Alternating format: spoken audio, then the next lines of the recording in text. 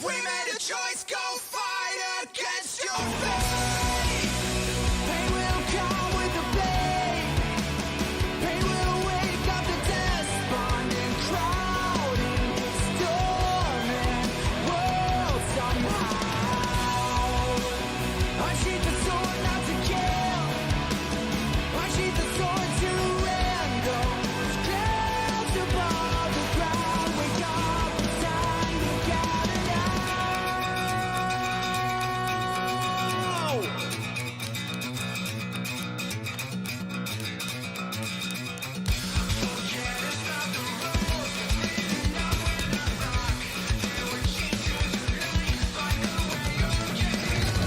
We have nowhere to go, where they all head for. See and right from far, just blaze through the storm. We know it's right over there, something is there. Whatever is arriving, we'll be prepared.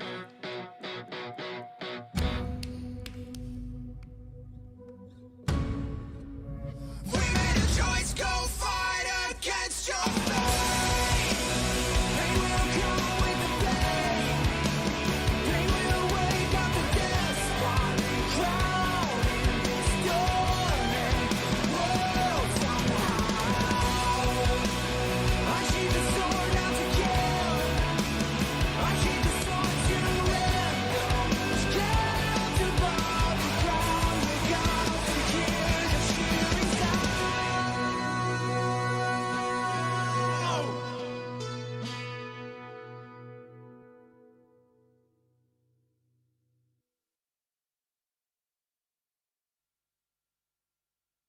The way to celebrate, I'll be waiting till we make it. The day to celebrate, I'll be waiting till we make it. Oh,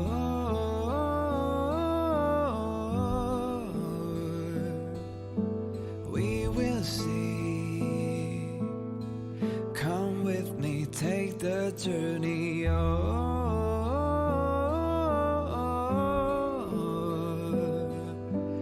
We will see. Come with me, take the journey.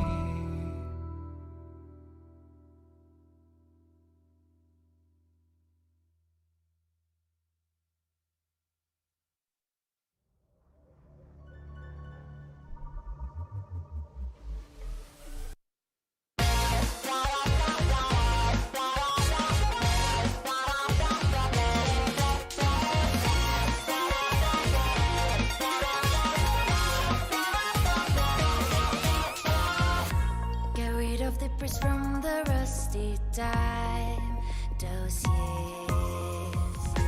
Don't stay in a daze looking for a sign. Start and try. Run across fields of ice, but hidden in starlight. Be well aware of roads we've gone by. Put yesterday's aside, meet the future head on. Now trailblazers keep credos in mind. One, stop staying within the lines. Two, we always align. Three, even if we don't get the upper hand, we'll fight for right. Four, never care a rip for hindsight. Five, let us light the night. Six, even when there are wills within, we'll go ahead. Get it pulverized.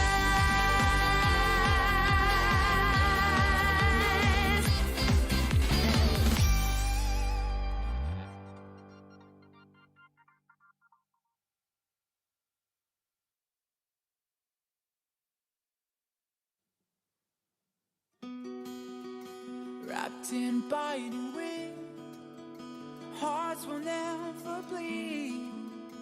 Frozen and vanished out of greed. In their restless dreams,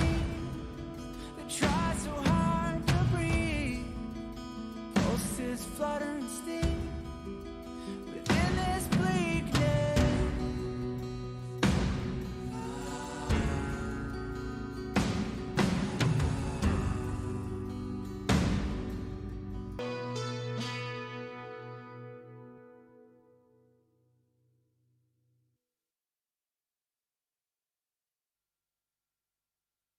The way to celebrate,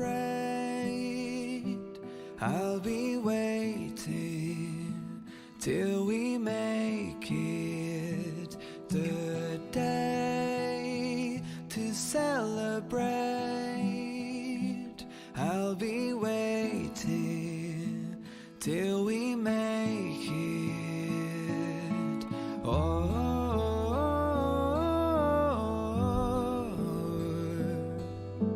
we will see. Come with me, take the journey.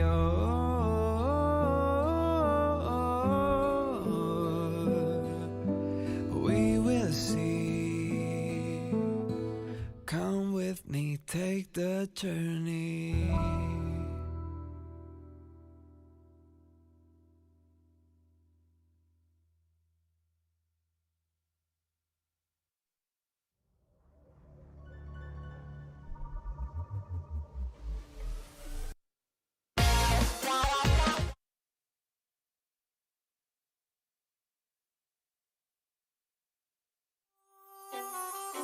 我们阻绝恶名，我们宣扬美誉，盲目、渴望、虔诚，咫尺星河，纯美无处不在，受勋骑士银之笑脸骑士，纯美永驻。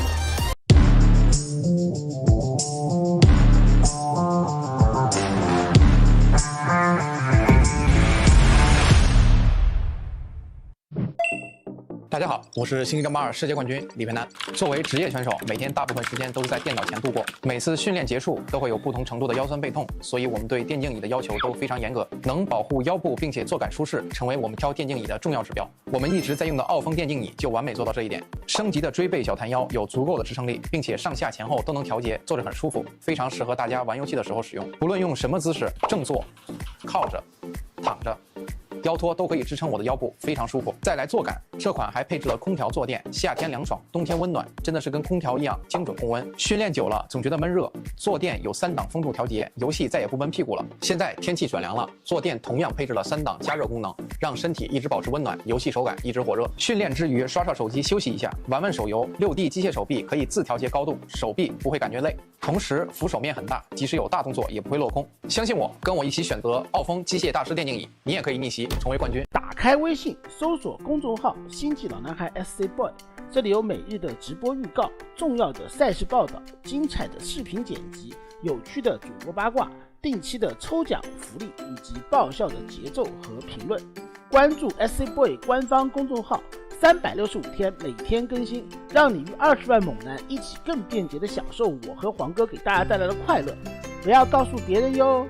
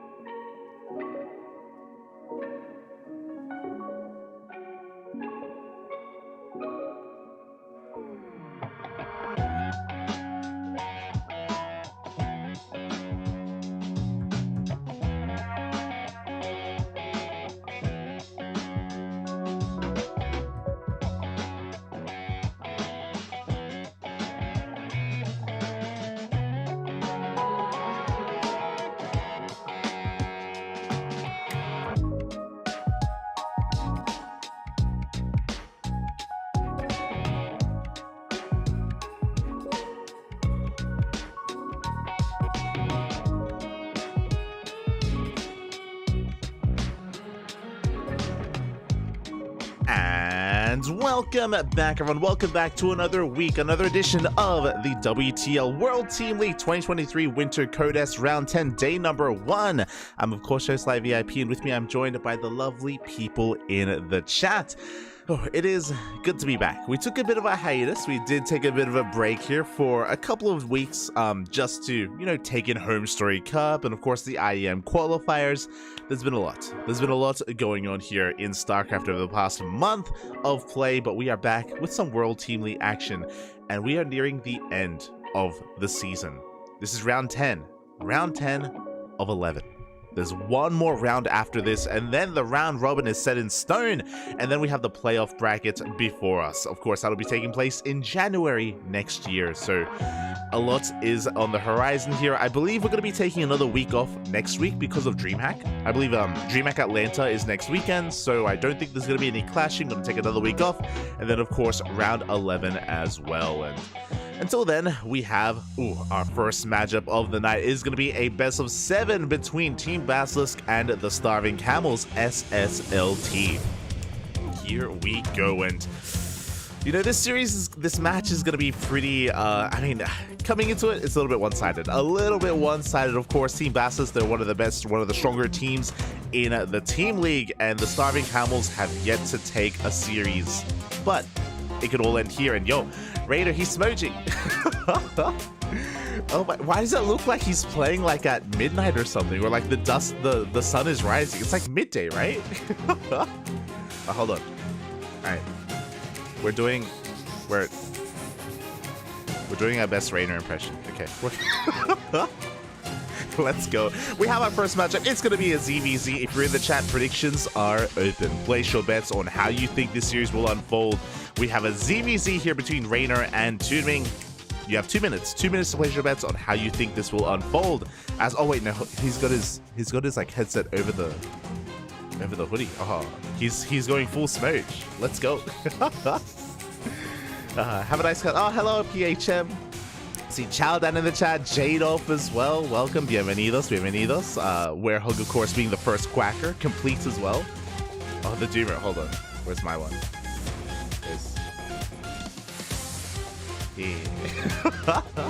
Beautiful. Looks like Game 1 is going to be taking place on Alkione. If you're tuning in for the first time, if maybe you haven't tuned into WTL in the past, this is a best of 2. Well, between the teams, it's a best of 7, and between these 2 players, it is a best of 2. It could go 1-1 either way, or a 2-0. Also, my apologies. Hold on.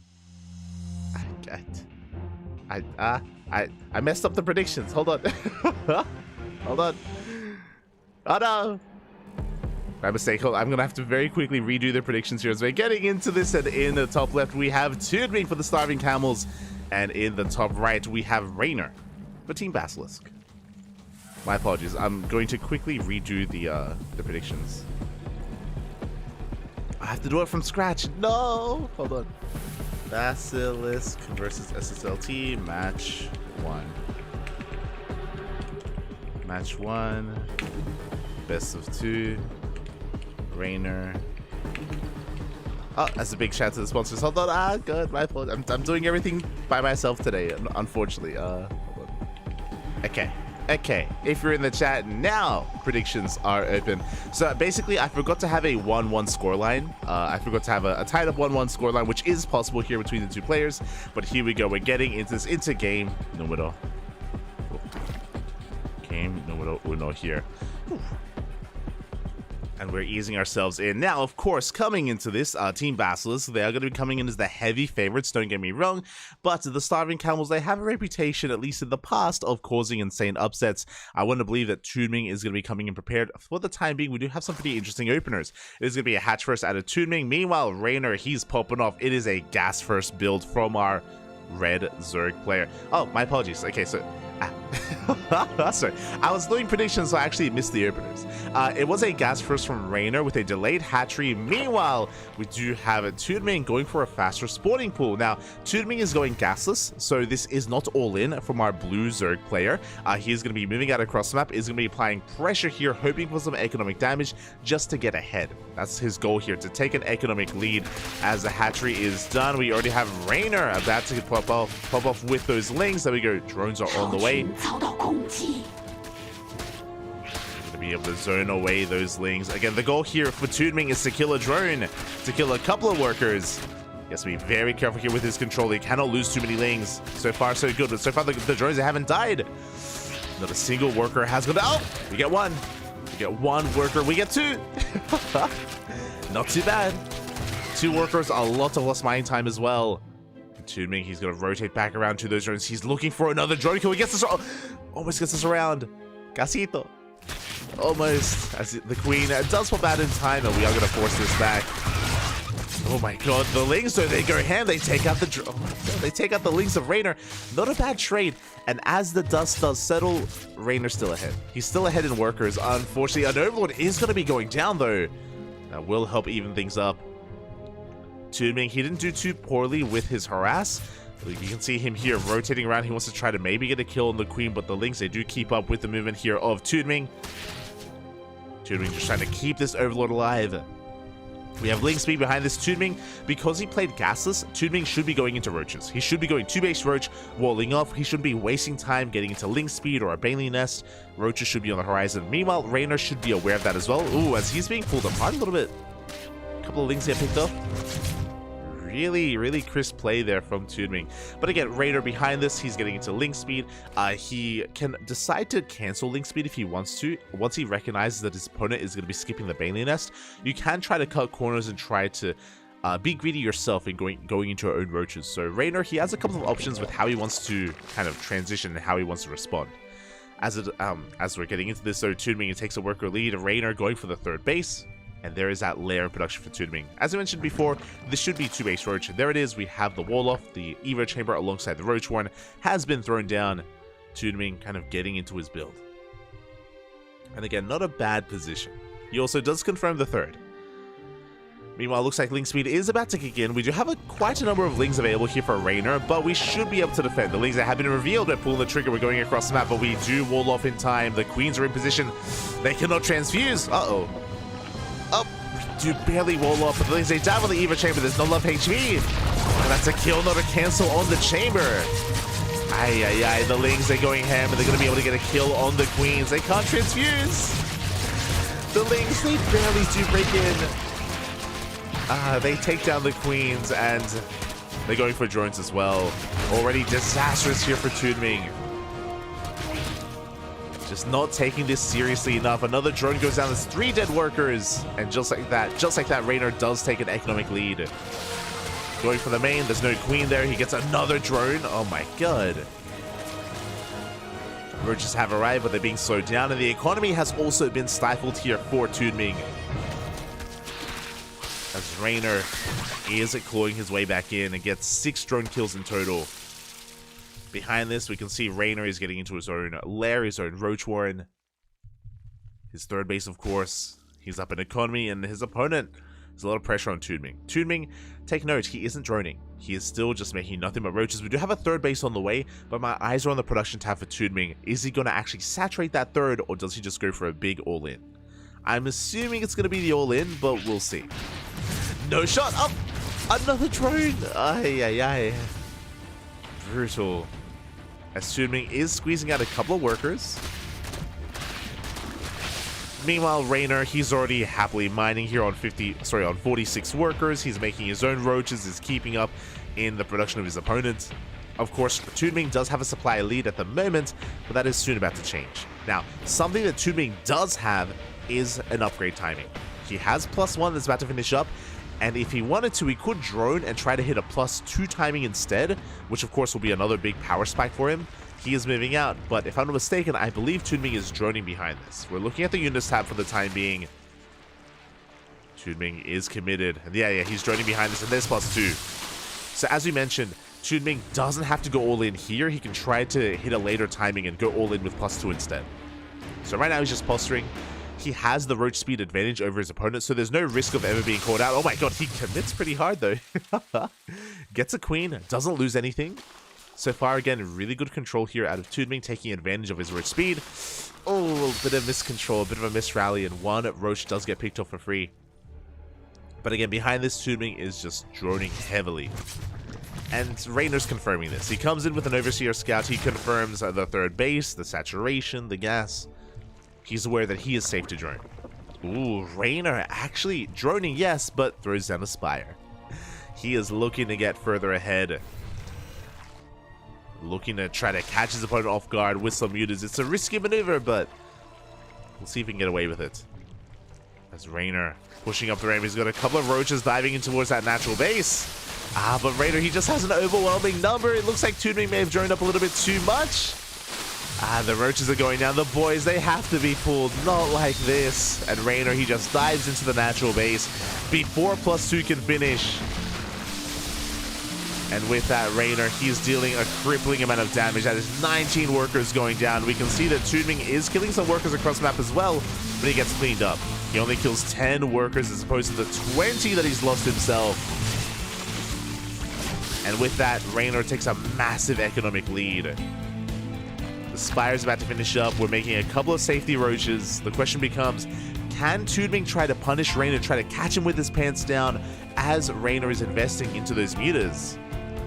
That's the only way. That's the only chance. Outside of that, I don't see a way. And there we go. Spine Crawler's in production for Raynor. He knows that right now all he has to do is defend. All he has to do is survive. The mutas will win him the game. That is his win condition.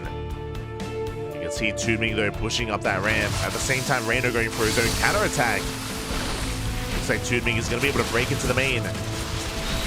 But the mutas, they have arrived, and now Toonming is on a timer.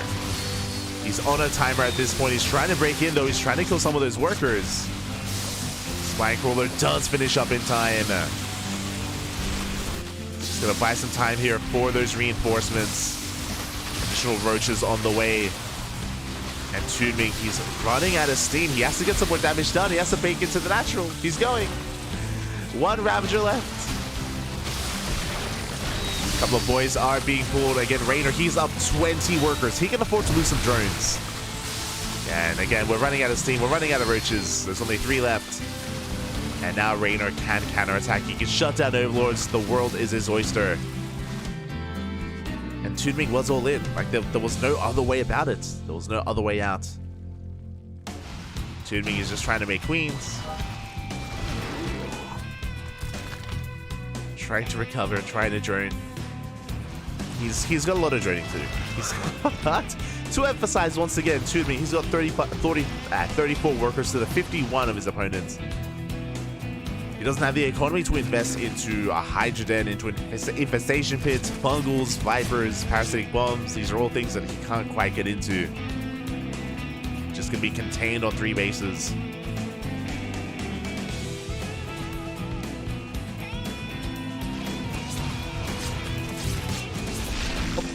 Do we get another muta?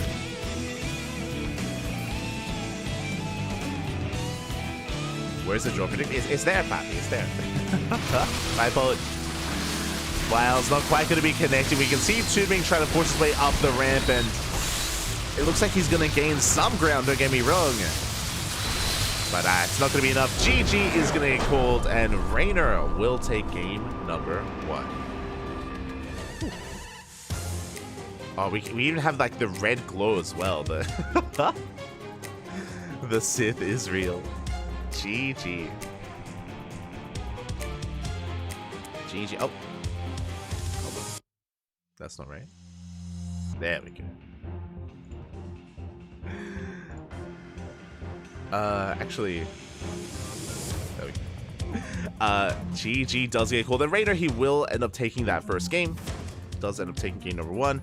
Ooh, but it looks like we are having some technical issues here, as it looks like Raynor, he's just going to be restarting his webcam, getting things set up here for game number 2. But again, it's a best of 2, and it is going to be on Toonming here to bring it back.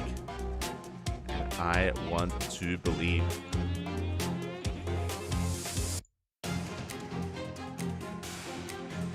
I want to believe that he can. I want to believe that he will.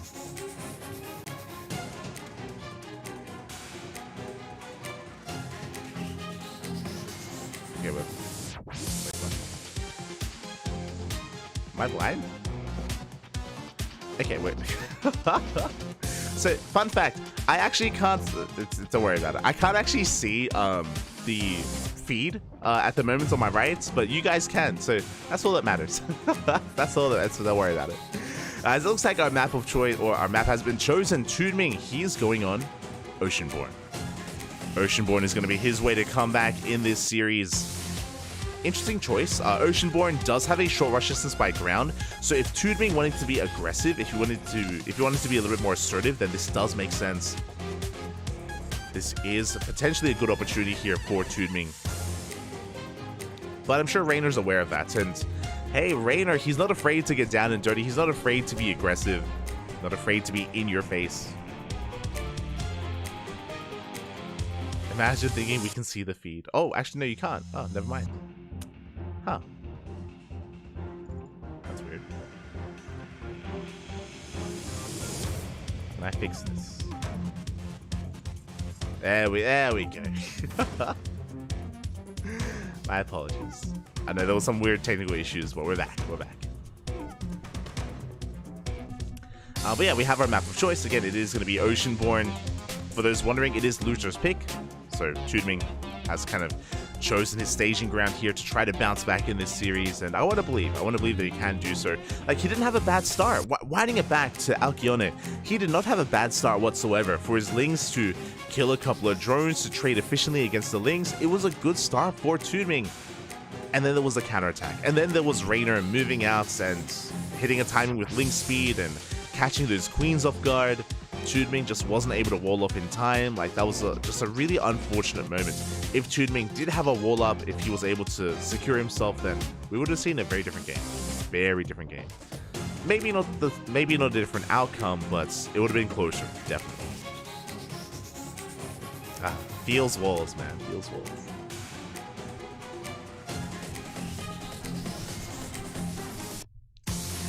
Meanwhile, it's bothering me how dark it is. I need to turn on the light. Okay. Need to turn on the light, man. As just kind of setting our map here. Getting ready for this. Again, we have quite a stacked lineup, especially, I mean, from Basilisk, it's always the same players. We have Rainer, we have Cyril, we have Trigger. From the Starving Camels, I actually didn't really get to talk about it. I may as well now. The Camels, they did lose a player.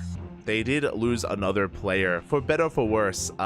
If you remember, Firefly was the ace player of the Starving Camels last season. He was kind of picked up by the Platinum Heroes. He did move on to greener pastures.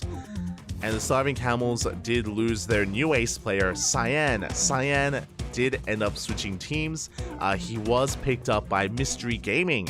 And as a result, Cyan is no longer a Camel. He's no longer on SSLT, and he won't be a part of this series as a result, which is a shame. Like, Cyan, he's a really damn good player.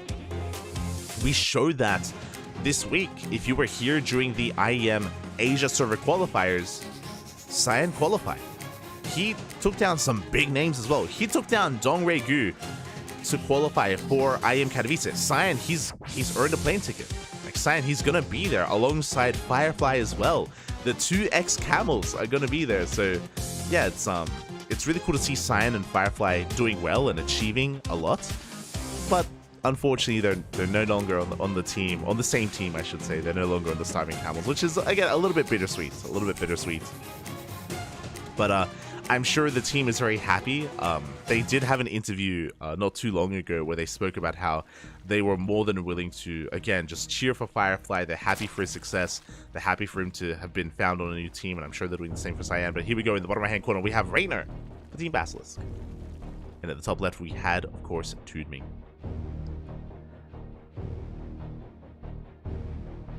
So a little bit sad that you know, the Camels, they lost another ace player. Oh my god.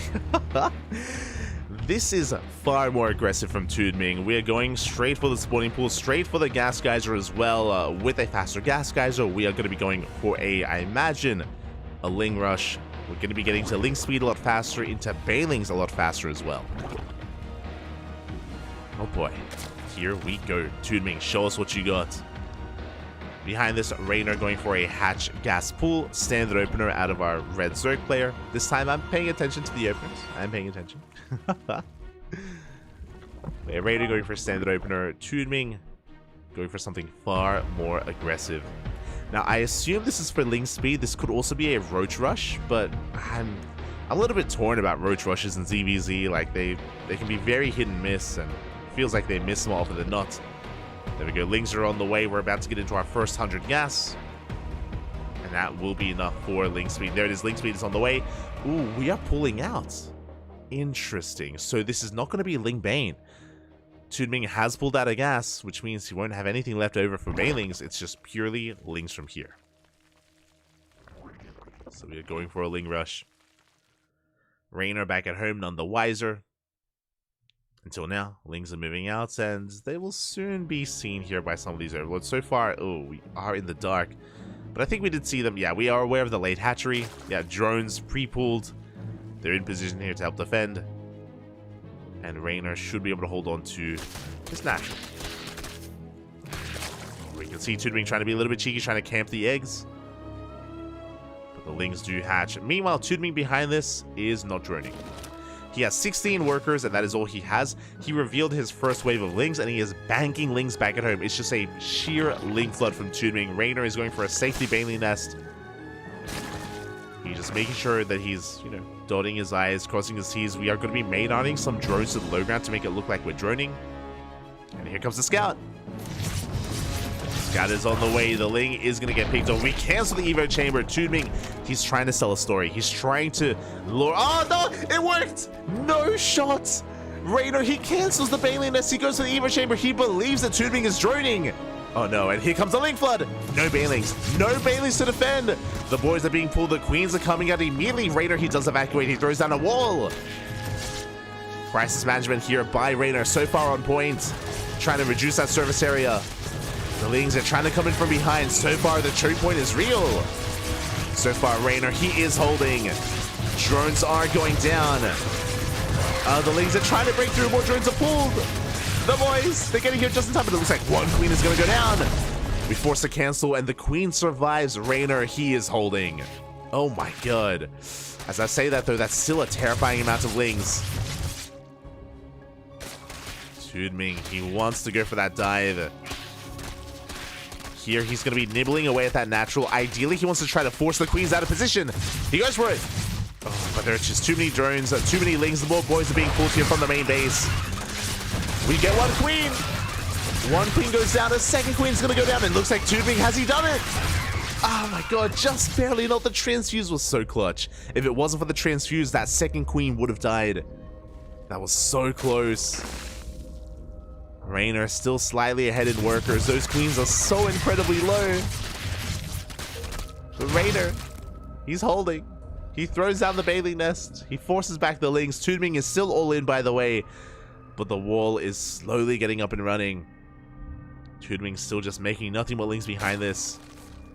But Raynor, he does have a much more formidable defense here. Much more fortified. That was so close.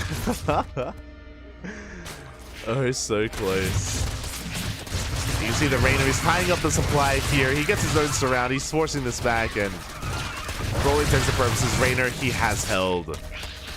He has a comparable Ling count plus queens. He has the better DPS, and soon he's about to have Banelings as well.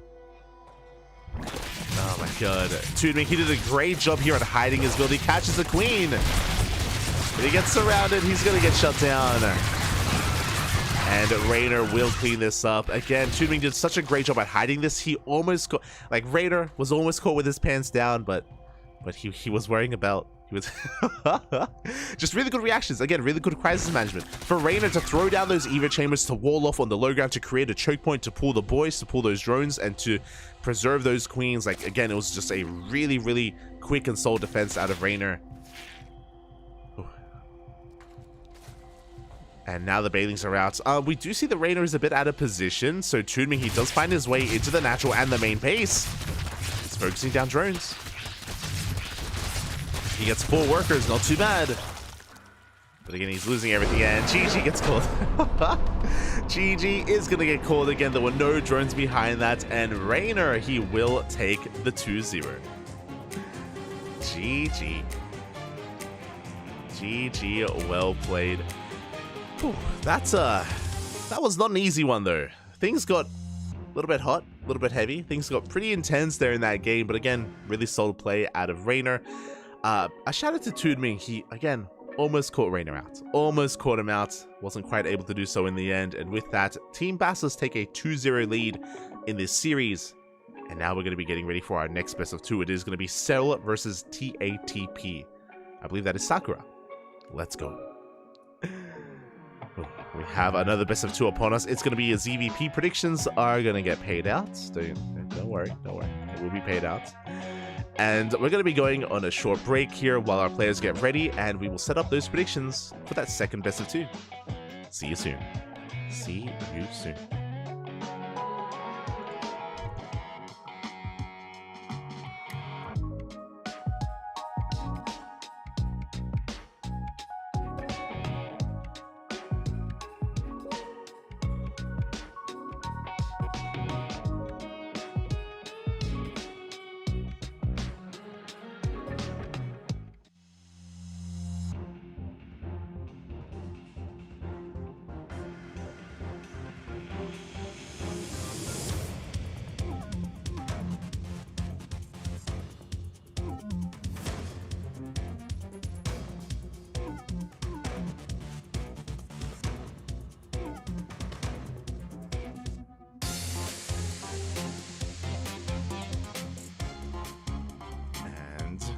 We are back. We are back here featuring the debut of a player here for the Starving Camels, TATP.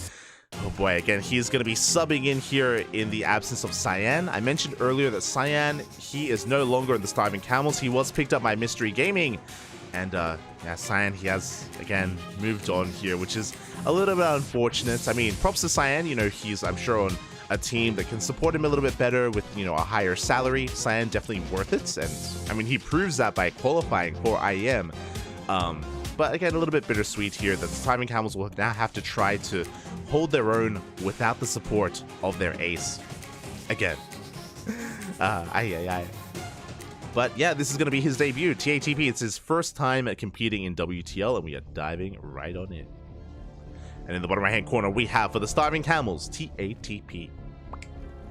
And in the top left, we have for Team Basilisk, it is Cyril. And if you're in the chat predictions... Oh god, I was meant to mute. Gesundheit. If you're in the chat, predictions are open. Place your bets on how you think this series will go.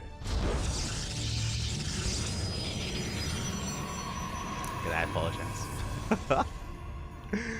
But we're getting into this. Look, I swear I pressed the mute button and then I looked and it wasn't muted. Oh, smooch. We're going for a pool first, by the way. Oh my god.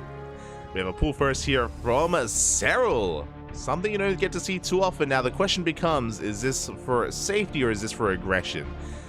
Well, on the one hand, Cyril probably has no idea who his opponent is. He probably has no idea who the hell TATP is, and I don't blame him whatsoever. So a very safe play here from Cyril to go for a pool first. We can see that we're not going for a faster gas geyser. We're not going for a proxy hatch or anything like that.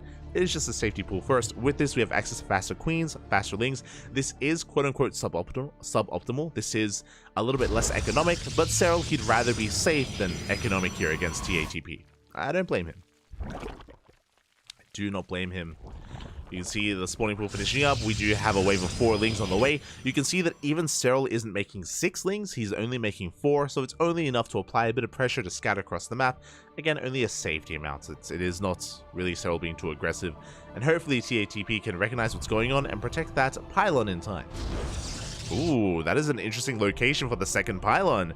TATP did go for a standard opener. It was a gate expand into the cyber core. The second pylon is behind the mineral line, and that tells us that he wants to hide that tech.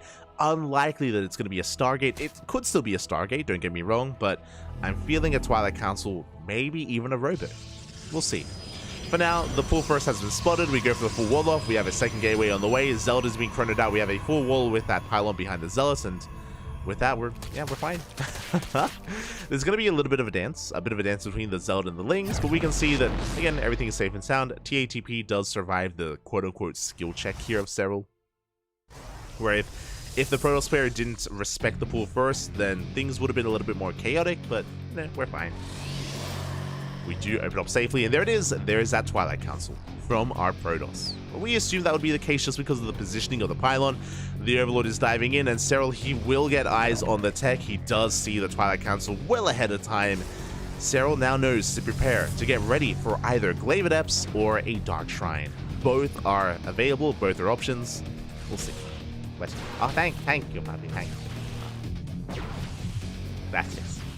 Overlord's being shut down, and again, we can go in a couple of different directions here. Depending on how many gases we take, this could be Glaives, could be Dark Shrine, it could be both at the same time, which is also a thing. And there it is, Glaives are in production. Now, if we look at the gases, we still haven't pulled out. So, yep, it is both. I was about to bring up the fact that because we didn't pull out of gases, this means that both is most likely the option. It's one of those things where it's like, do we go for Glaives? Do we go for Dark Templar? ¿Por qué no los dos? Why not both? So this is very committed, essentially. Very committed here from TATP. This needs to get damage done. This needs to kill workers. Otherwise, TATP will just strictly be behind. The pressure is on. Meanwhile, we have Cyril throwing down his Roach Warren at around the 340 mark. Very well timed. Very safe Roach Warren timing here. It will be out in time for those Adepts. Meanwhile, Cyril is getting his third base up and running, droning as we speak. Should be throwing down some safety spore crawlers soon. That is where I'm a little bit concerned. When I say a safety spore crawler, most likely a spore at the natural to cover the entryway into the main. Hopefully at the third base as well as the Adepts they're moving out. The Adepts are shading across the map. Now, bearing in mind as well, there's no Robo with this. There is no Robo, there is no Prism, which means we have to warp in the Dark Templar back at home to waddle across the map. Oh, Spores on the way. There it is at the natural. Again, a safety spore crawler to cover both the natural and the main entryway. To provide that detection. And there is that second Spore at the third base. Our Protoss is going to be taking a third base behind this. Again, because there's no Robo, it also tells us that we're investing a little bit less into tech, so we can afford a faster third base. So we can try to get into this economically. But our Protoss player needs to get some damage done here. The Adepts, they threaten to shade. Roaches are keeping up. We do commit. At the same time, a big lane counterattack, and that base is going to be cancelled. At the same time, Dark Templar, they do rock up at the third. They go straight for the Spore. They're going to be able to get it. At the same time, the base is denied. Oh, with all these Dark Templar, could we maybe get a kill on that hatchery? That would be a big pickoff. It looks like we may be able to pull it off. We go for the Spore. Spore Crawler is taking a lot of hits. We try to go for the Surround. The Transfuse keeps the Spore alive, and it looks like we do get a kill on one on two of those Dark Templar, which means we will save this hatchery. A couple of drones are going down, but that pales in comparison to the amount of damage that the Protoss has sustained. That's a kill on the final Dark Templar, and that was a kill on the Nexus. That was 400 minerals down the drain, and there's still no third. There is still no expansion.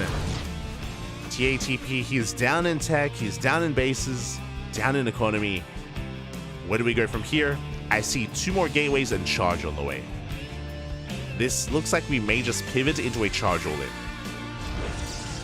Now, if I'm not mistaken, that's 3 additional gateways. I believe, is that 6 gates in total for the time being? 6 or 7 gates. Oh, that's a lot more. That is 5 more gates on the way, so I believe it's going to be an 8 gates all-in from TATP. Just pure Zealots, pure Charge Lots. He also isn't taking his gases at his natural, which also tells us that we're not going to be investing into... I mean, that tells us that we're not going into Archons or Immortals. So just pure Zealot. Okay, let's go. Fair enough. Oh, right, I forgot. We have the Dark Shrine, so we can morph in some Archons. So Charge Archon here from TATP should just be a straight up all-in. You can also see that even though he's taking a third base, it's just for show because he isn't making any workers. No probes are in production. Overseer is coming in for a follow-up scout. We do get eyes on additional gateways, which is a bit of a tell. At 6 gates in the main, 2 gates at the natural. Cyril, he should know, he should be aware to just make nothing but roaches. He has seen enough. He confirms the lack of gases at the natural, and now he knows. Now he knows 100%. Ooh, as Dark Templar, they've been caught out as well. 2 of them go down. We're pushing out with our charge lots. GG gets caught because we have a massive wall of roaches, and Cyril will take game number 1.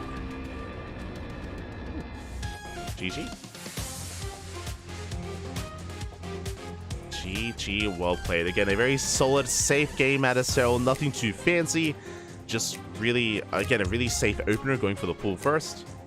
And afterwards, we did see Cyril go for, after that pool first, going for, yeah, the safety spore crawlers. We saw him go for very crisp scats as well. He confirmed the Twilight Council, confirmed the all-in. Really good scouting. Just really good scouting here from Cyril. Able to keep up, able to shut down TATP at every turn. And now the pressure is on. We need to try to fight back here and now for our Chinese Protoss. Can we pull it off on our map of choice, Solaris? Interesting. I was not expecting Solaris's game number 2 here. A bit of a larger map. There's potential for maybe proxies, but outside of that, we could be looking for a more standard game. Curious. Very curious here for what TATP has in store for us and how he approaches Cyril here in game number 2. Again, I was expecting like an Oceanborn or a Golden Aura or a Radisson Station. Yeah, I was expecting something a little bit more wild. But okay, I'm ready for it. I am ready for it. Or even a hardlet.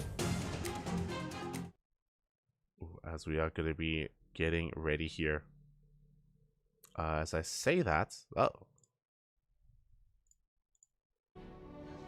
looks like we're already in. Hello.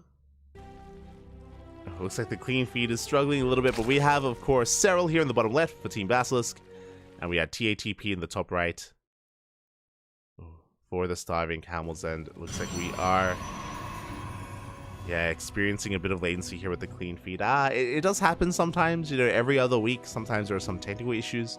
For those that are curious as to why, the reason is that the clean feed is, of course, coming from SC Boy, from the SC Boy production team. They're based in China, and to connect to Twitch and YouTube and to provide us a clean feed, they actually have to go through a VPN. So it's not the most stable of connections, and sometimes there are technical difficulties as a result. So that's the reasoning as to why. But hopefully everything's okay. Hopefully everything settles down. As for now, we do have another pool first out of Cyril. There's going to be a spawning pool here from our Zerg player into the hatchery. So just like the last game, very safe play. Very safe play here from Cyril. So in case he's getting proxied or even cannon rush, he can hard counter it essentially. He can just shut it down. Gases are being taken.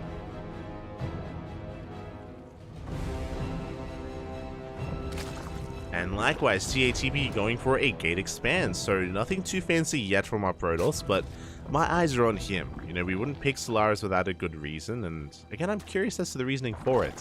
If we wanted to try to turtle and get into a longer mid-game or late game, then I would have assumed that we would have gone for something like Radisson Station, right? Like or even a Golden Aura, a more defendable map on 3 bases. If we wanted to be aggressive, then I would have seen Hard Lead. Instead, that's an interesting location for the pylon. Stargate opener, okay. Looking to be the case. Okay, Overlord is going to be coming in from Cyril, trying to get a scout up, trying to get a read on what's going on. He is making a beeline for the main, which means he will miss the second pylon because it is not behind the mineral line. So the tech is going to be hidden a little bit longer, but the Lings do walk in, and yeah, we should be able to get confirmation. We should get eyes. There we go, on the Stargate. Good scout from Cyril. He's aware of what's going on. He's aware that he can be greedier. Essentially, with a Stargate opener, Cyril knows he doesn't have to invest into an early Roach Warren. He doesn't have to invest into early Lings or too many early Lings. And he can focus on droning. He can focus on saturation, get a third base up and running, get queens out, spore crawlers, and we can head towards a more standard game. That is at least until we get our follow-up tech. Meanwhile, it looks like, once again, let's get into the...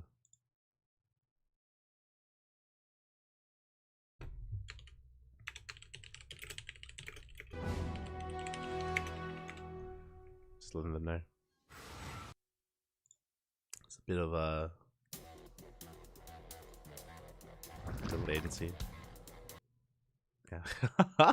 I'm looking at our chat and I can see like Wardy, I can see Crank, everyone's like, we're lagging. Not like this. But yeah, from here, again, upon scanning the Stargate, Cyril, he knows he can be greedy and economic. That's all we can tell for the time being. It all depends what our Protoss goes from here. He can go for an Oracle, he can go for a Void Ray. Void Ray would be shutting down these Overlords and keeping the follow-up tech hidden. So that is going to be an option here for TATP. We'll see what the first unit's going to be. Oh, as we have our unit of choice is going to be a Void Ray first, which does make sense in my eyes. We want to try to catch Cyril off guard with something like Glaive Adepts or some other kind of form of tech afterwards. Again, I apologize for the buffering that's occurring here. It's happening to everyone, to every stream, Wardy, ourselves, Rotterdam. If this doesn't clear up, we may have to go in game. We may have to actually load into StarCraft and join the lobbies manually. That is something that I have offered before, if the clean feed doesn't survive. So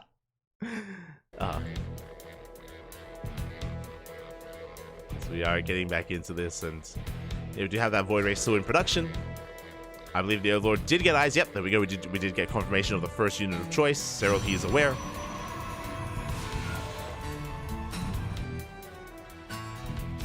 He is aware. As does Crank still stream on Twitch, or is he on a freak? He still streams on Twitch. Twitch Korea hasn't closed down yet. Not yet. But yeah, the latency here is becoming a bit much. Not like this. Everything was starting so well.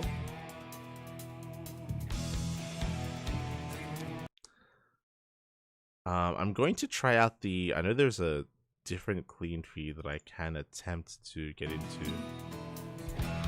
We'll see if it's better.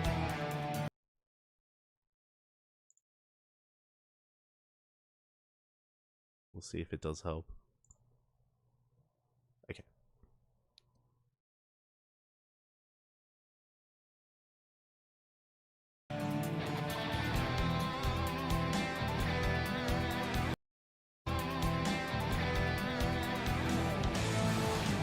Oh.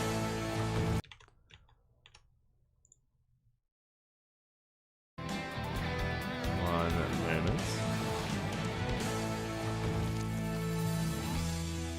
Yeah, okay. Is this gonna be better? I hope so. As we do have the Void Ray first, we missed out on like a minute of gameplay, unfortunately, so doesn't look like we missed out on too much. It looks like we have our follow-up tech of choice. It is going to be the Oracle into a third base, so we're actually not hiding anything. We're getting into a pretty standard game so far. Everything's looking pretty standard. Hold on.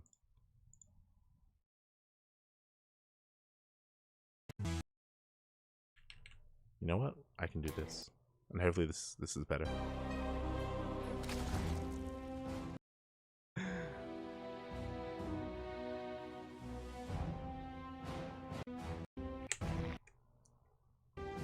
Okay. I'm like trying to go back like 30 seconds so that hopefully hopefully like any kind of buffering doesn't affect us. I'm also trying to keep an eye on Discord if they tell us to go in game, because we may have to load into game and observe ourselves. All right, as we're getting into this, and again, we spoke about it earlier, but it was a Void Ray first. We already saw the follow-up, but it's going to be a third base into the Oracle as well, which means we're not hiding any tech. We're not hiding the Twilight Council or like a Fleet Beacon or any kind of mass sky toss, which again, I'm a little bit surprised by. I'm surprised that TATP is going for something very standard, very by the book, for the time being anyway. The goal of the Void Ray is to shut down these Overlords. Looks like we have missed an Overlord though. The Overlord is going to be hidden here towards the top left. Third base is being taken. Overlord going to try to shut down some of these Overlords, try to gain some value here. We do get one, at least. But my eyes are still glued to that production tab. I want to see what our Protoss player has or brings to the table next. And there's that Twilight Council. And a Forge. So +1 and Blink is most likely the follow-up. It could be +1 and Charge. You know, it could be that as well. Don't get me wrong.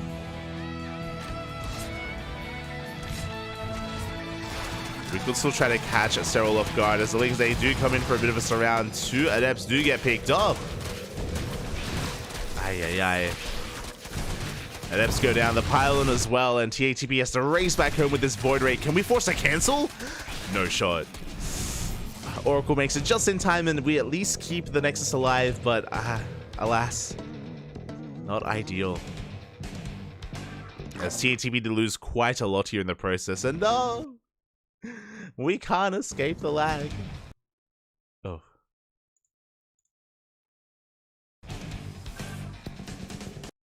Yeah, again, it looks like we do have the Overlord Scout coming in, trying to get confirmation on what is coming up next, whether it's, again, going to be +1, Blink, Charge. Still yet to decide, still yet to determine.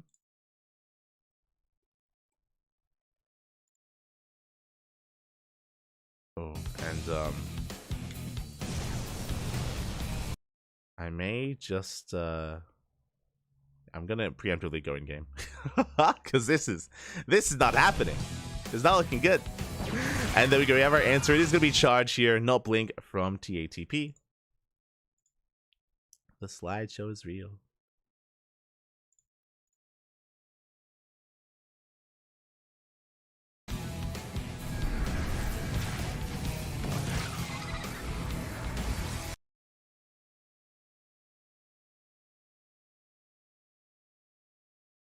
Yeah, as this is becoming a bit much, actually.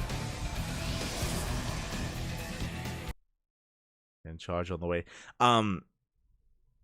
Yeah, I may just send us on a break, actually, just because we can't. I can't cast this. I can't.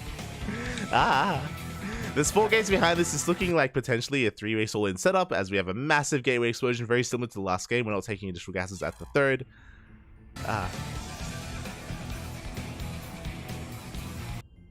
Yeah, things not looking too hot here.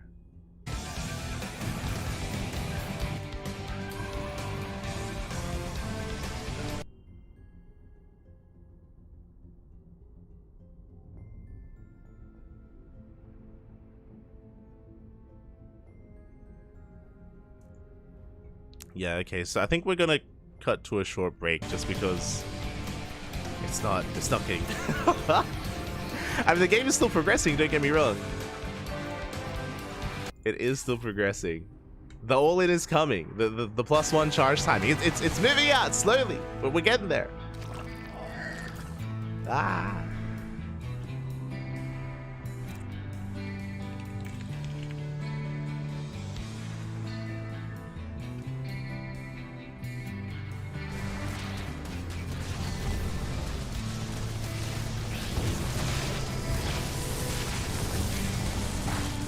There we go, Lings, they do go for a counter. They catch a couple of workers. We're still saturating that 3rd base. We're taking additional gases. Looks like TATP may be going for a bit of a higher form of tech, actually. Meanwhile, Serral, he's been left at home perfectly fine. We haven't really missed too much here. Again, Serral, he's just been joining back at home. The charge lots are in the midst of pushing out.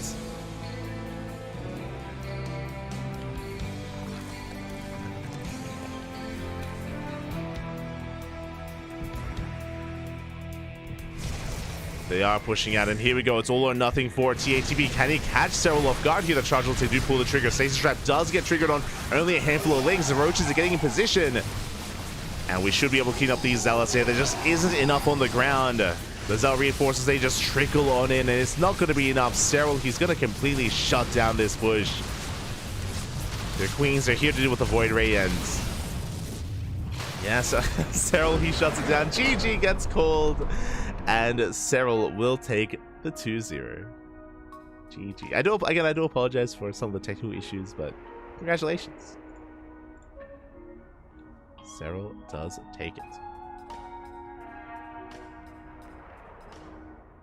GG, well played. And again, with that, Serral, he will be confirming the 4-0 here for Team Basilisk. Confirming the 4-0. Now, just because they have won the Team League match does not mean that the next series won't be played out. Silky versus Trigger will still occur. It will still take place. And Silky, even though he can't win it here for his team, he can, of course, fight back for himself and get some points on the board. We can get there. We can pull it off. So it looks like they're actually working on some technical issues on their own side. So we're going to be going on a short break. And hopefully things are able to clear up. Hopefully they're able to resolve those issues, and we can have a smooth third best of 2 and a smooth next series as well. Fingers crossed. Fingers crossed. We'll be back. We'll be back.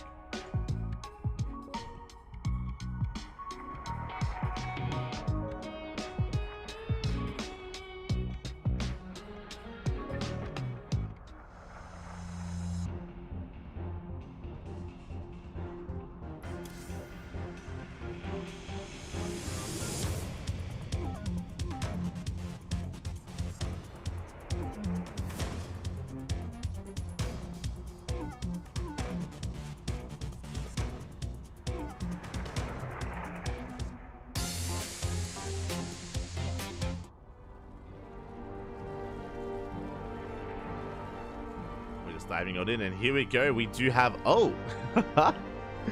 we do have Silky in the bottom right, and we have Trigger for Team Basilisk in the top left.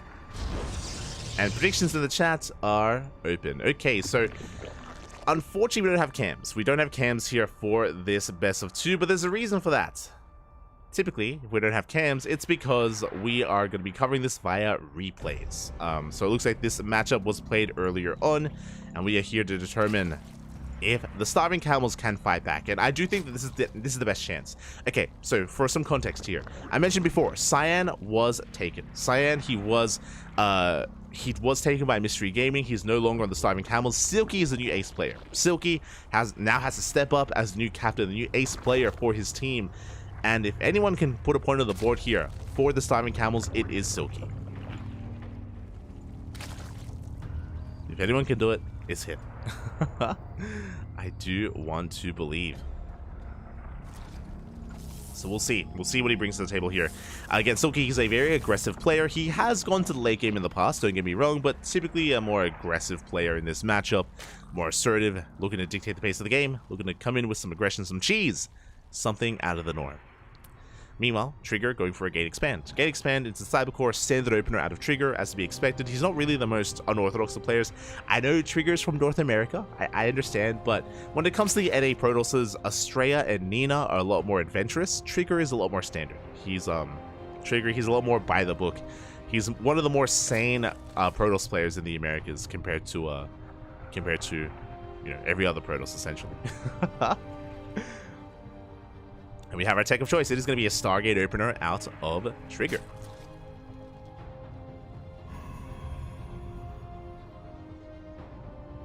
Take Rotterdam stream. I don't have permission to take Rotterdam stream. I also don't think I want to. I think he casts with like cam on, right? Like he has a camera in game. And he's also casting from the same feed as I am, so if we're having latency issues, and so is Rotterdam and so is Wardy.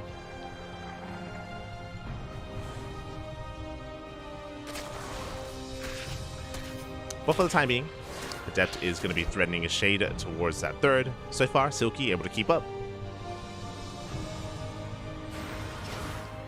Able to minimize his losses, hasn't lost Sojourn yet.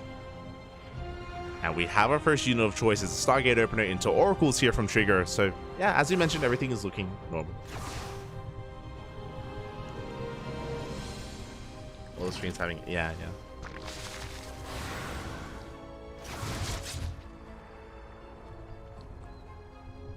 But so far, this opener here from Trigger should be leading into a third base. This is kind of as meta as you can get here so far. As we're out of position. The Adepts shade in. The Queens, the Lings. A little bit of a misjudgment there from Silky. 2 workers go down. We do shut down the Adepts, but 2 workers is still a pretty impactful amount here, especially this early on. Queens are getting it. They're going to be rotating back towards those mineral lines. Oracles are on the way. At the same time, Silky is going for a big counterattack. He wants to try to deny this third. Because the Adepts did go down, we can try to force a cancel. Oracles across the map. We are getting damage done on that Nexus. And can we end up getting the cancel in the end? Show us the Nexus. Up. Oh. We do deal some hull damage, but it looks like the second Oracle arrives just in time, and Silky is forced back. is forced away. Behind this, we have our follow-up. It's going to be a Twilight Council and a Forge. It should be for +1 and Blink. We did see TATP in the last series go for a lot of charge-oriented +1 timings and +1 all-ins instead. But that's very unique to TATP. That should not be the case here for Trigger. This should be for Blink, but we'll see. As Silky likewise getting into his own build. Oh, the Spore a little bit too late. And 2 workers get picked off here at the natural. Another Oracle coming in from behind. Again, we're trying to pull apart the attention of Silky. We get another drone. Up. Oh my god, a bit of an overextension, but the Oracle does escape. There it is. Lair is on the way. Roach Warren as well. Silky looking to get into Roach production. Again, pretty standard setup here to get into the mid game. These additional gateways are on the way.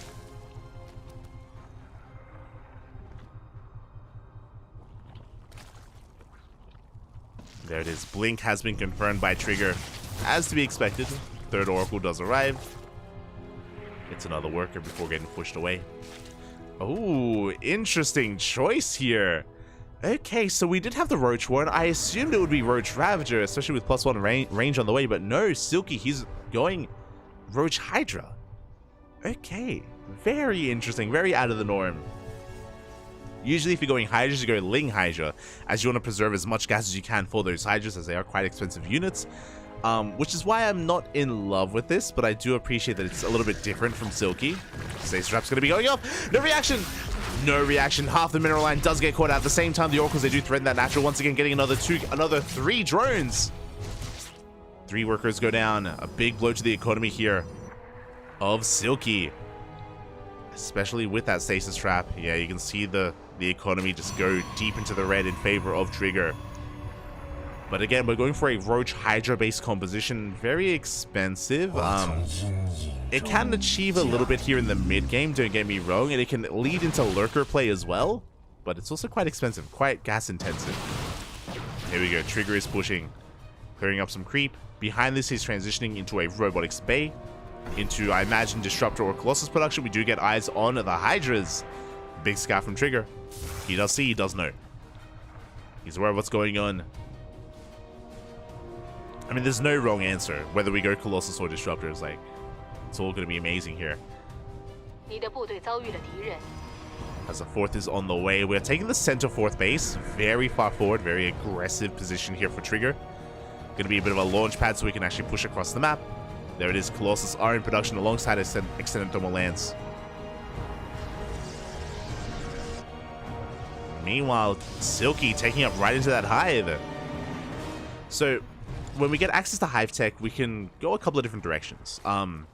Roach Hydra into Lurker Viper would make the most sense, but we don't really have a lot of gas to work with. So we may just go Roach Hydra Viper to begin with and delay Lurker production. That may be the best option.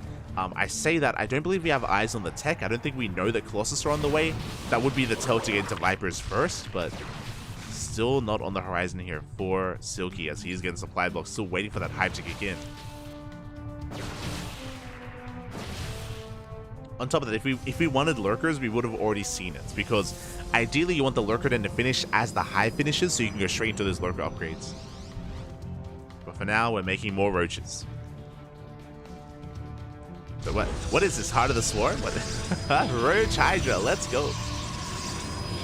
And it is a beefy army, don't get me wrong. Not the most mobile.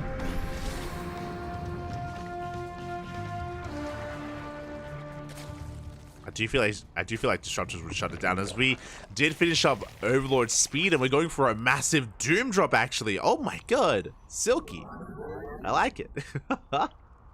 That is 7 Dropalords on the way, and this is what I mean at the start of the series when I mentioned how Silky is a lot more aggressive and a lot more unorthodox, doing stuff like this. Going for a Doom drop into the main.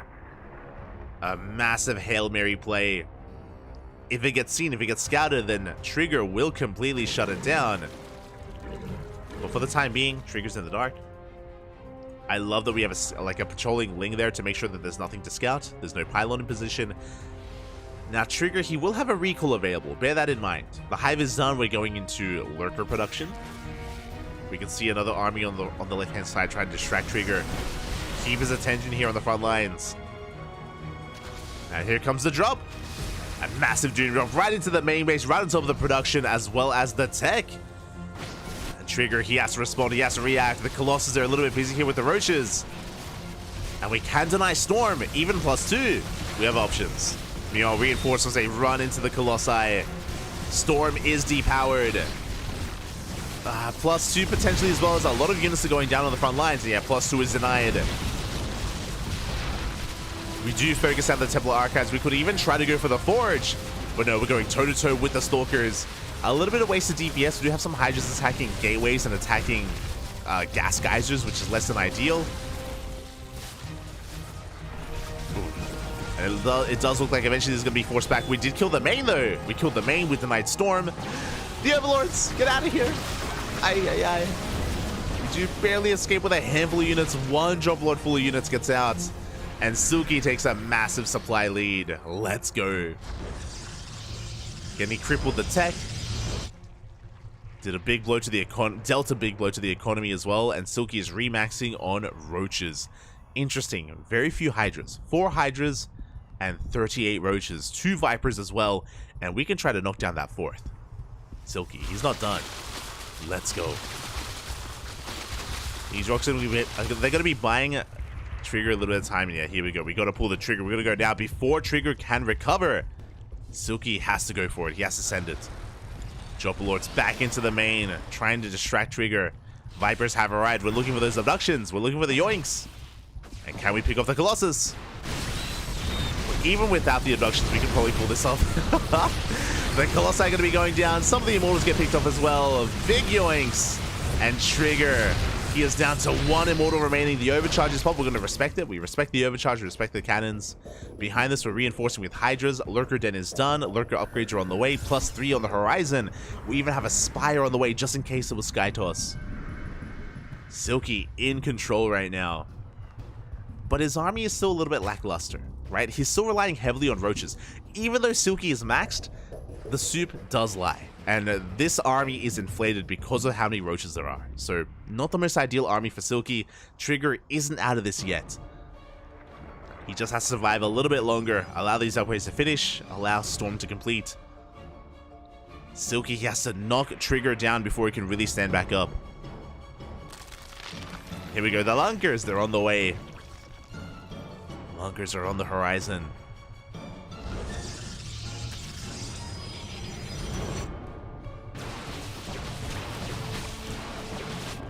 Stalkers are pushing forward. Massive wall of Spine Crawlers back at home. Getting ready for a Zealot counterattack. Here we go. Now's the time to push. We do deny the 5th. Stay strapped. Ooh. Does trigger only on a handful of Roaches. We do have 2 Colossi once again, but that's what the Vipers are for. Big stage trap here on the right-hand side. We need that abduction. Again, Silky is so close. High Templar moving forward. A big revelation here on those Lurkers. Oh, they're looking for the feedbacks. Again, it's a bit of a dance here. We're trying to feedback the Vipers. The Vipers trying to avoid the High Templar and get the abductions. Up! Oh, feedbacks are too good though. Quick reaction there out of Trigger, and the abduction will not be available. Trigger, he's holding, and he has maxed out. He has maxed out with a more efficient army. Silky's in trouble. He is in some trouble right now. Yeah, he's going to try to back off. Move towards the high ground. Lurkers are looking exposed. Here we go. He does reposition. A bit of a better position here for Silky. But he's a little bit distracted. There are Hydras that aren't protecting the Lurkers. And Silky's being cleaned up. Trigger, he collapses on this position, cleans up the army, the Roaches, the Hydras, the Lurkers. Silky, he had momentum, he had the win condition available to him, but alas, wasn't able to pull it off. Does get cleaned up. And Trigger is back in the driver's seat. Cleans up the army, gets the Lurkers. Forces a recall back into the main. Basically, the Lurker count was reset. We have 0 Lurkers remaining for Silky. Without Lurkers, we can't defend. Without Lurkers, Trigger can A-move. He can... No, once again, the feedbacks and the storms, the Vipers go down. 0 Vipers remaining as well. Silky falling apart here in the late game. Did so well getting here. Oh, Worker Spines though. Decent connections. They take down the High Templar. 1 High Templar left. But it doesn't matter. There are just too many Immortals. We're breaking on through, even without the storms. We have too much. We have a Roach Army trying to come in from behind, but we have plenty of Immortals. Plenty of Immortals are available. And yeah, Trigger, he is not being stopped. Again, you could argue like, oh, Silky's up in supply. Again, not really. It's it's Roaches, man. Gonna try to close the distance. Coming in from behind the surround. Best case scenario here for Silky. Coming in for the surround, getting on top of these Immortals. He gets 1, he gets 2. Can he get the rest? It's so close and it looks like it's not enough. Again, the stupid lies, man. When Roaches are involved, at least. GG gets called, and Trigger, he will take game number 1. Whew. GG. Oh my god. But that was a close one. That was pretty close, actually. That was pretty neck and neck. And there's a reason why I said that, hey, Silky, now that Cyan has kind of been picked up by Mystery Gaming, Silky is the new ace player. He is the ace player of the Starving Camels. He is the player that can go toe-to-toe with a player of the caliber of Trigger. And let's see if he can pull it off here and now. In the bottom right-hand corner, we have Silky for SSLT. And in the top left, we have a Trigger for Team Basilisk.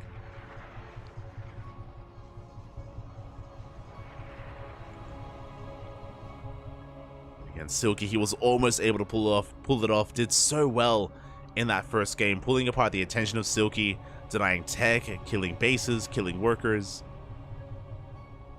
But it did feel like he was a little bit too reliant on those Roaches when it came to the second push, the second wave. His army was just not ideal. It was just a subpar army that Silky was working with. He was never able to get into the Hydra Lurker Viper count that he was really, you know, vying for.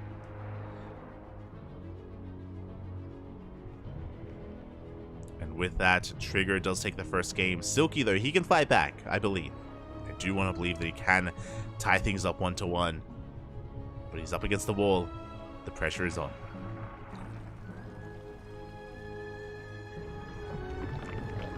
Behind this, Hatchgas full standard opener out of Silky. It is Silky's map of choice, and opting to go for Side Delta is an interesting one.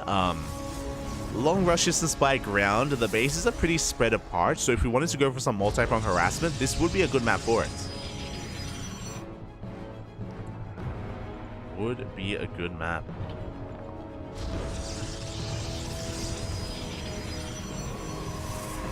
So we'll see what the plan for Silky is going to be here in Game 2. Again, did so well for himself in Game 1, but the reality is that Doom drop that he went for in Game 1, I doubt we can do that 2 games in a row. I doubt that that's something we can really rely on.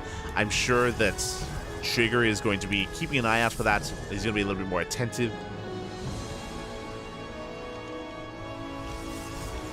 So Silky has to try to bring something new to the table. See in chat, Shopify Rebellion without Bjorn today. Yeah, unfortunately no Bjorn for Shopify. Maybe just resting up. For the weekend. I don't know. Yeah. Maybe getting ready to travel to DreamHack Atlanta. Not too sure. Not too sure, but Bjorn is not available for Shopify today, which is pretty huge. Bjorn is the ace player for Shopify, and they won't be able to rely on him. But I guess we can get into that with the next series. We'll get there. We'll get there.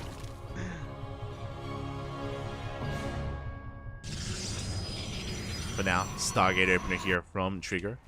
Just like the previous game, this should be for Oracles into a third base. I did mention in Game 1 how Trigger, he's one of the more standard players when it comes to the NA Protosses. So we expect to see some pretty linear play from Trigger. Don't really expect to see much out of the norm. One drone does get picked off. Meanwhile, a bit of a worker pull from Trigger. Bit of lost mining time.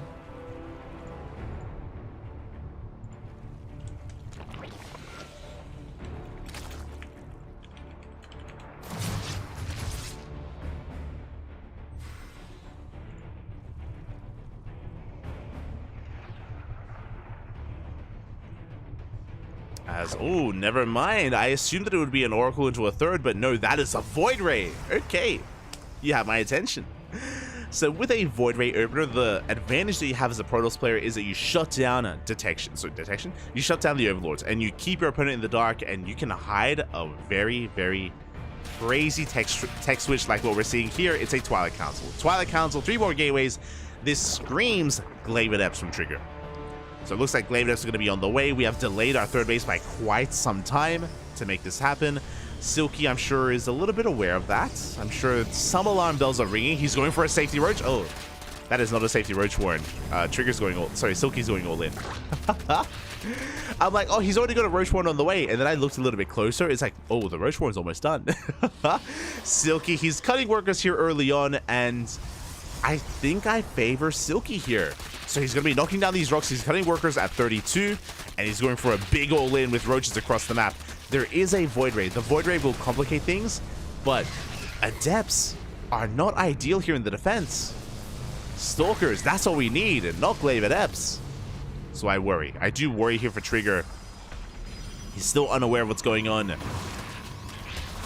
And if we can bring some Queens alongside this all-in, then we will have anti-air to deal with that Void Ray.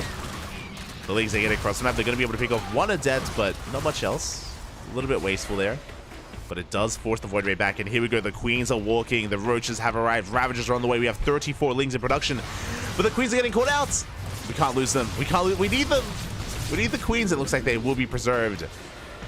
The Adepts, they're going to try to force the army to turn back around. Silky wanted to go all in, but now he has to defend back at home. But the Lings are in position. They go for the surround. They lock down the Adepts. The Miles! Ooh.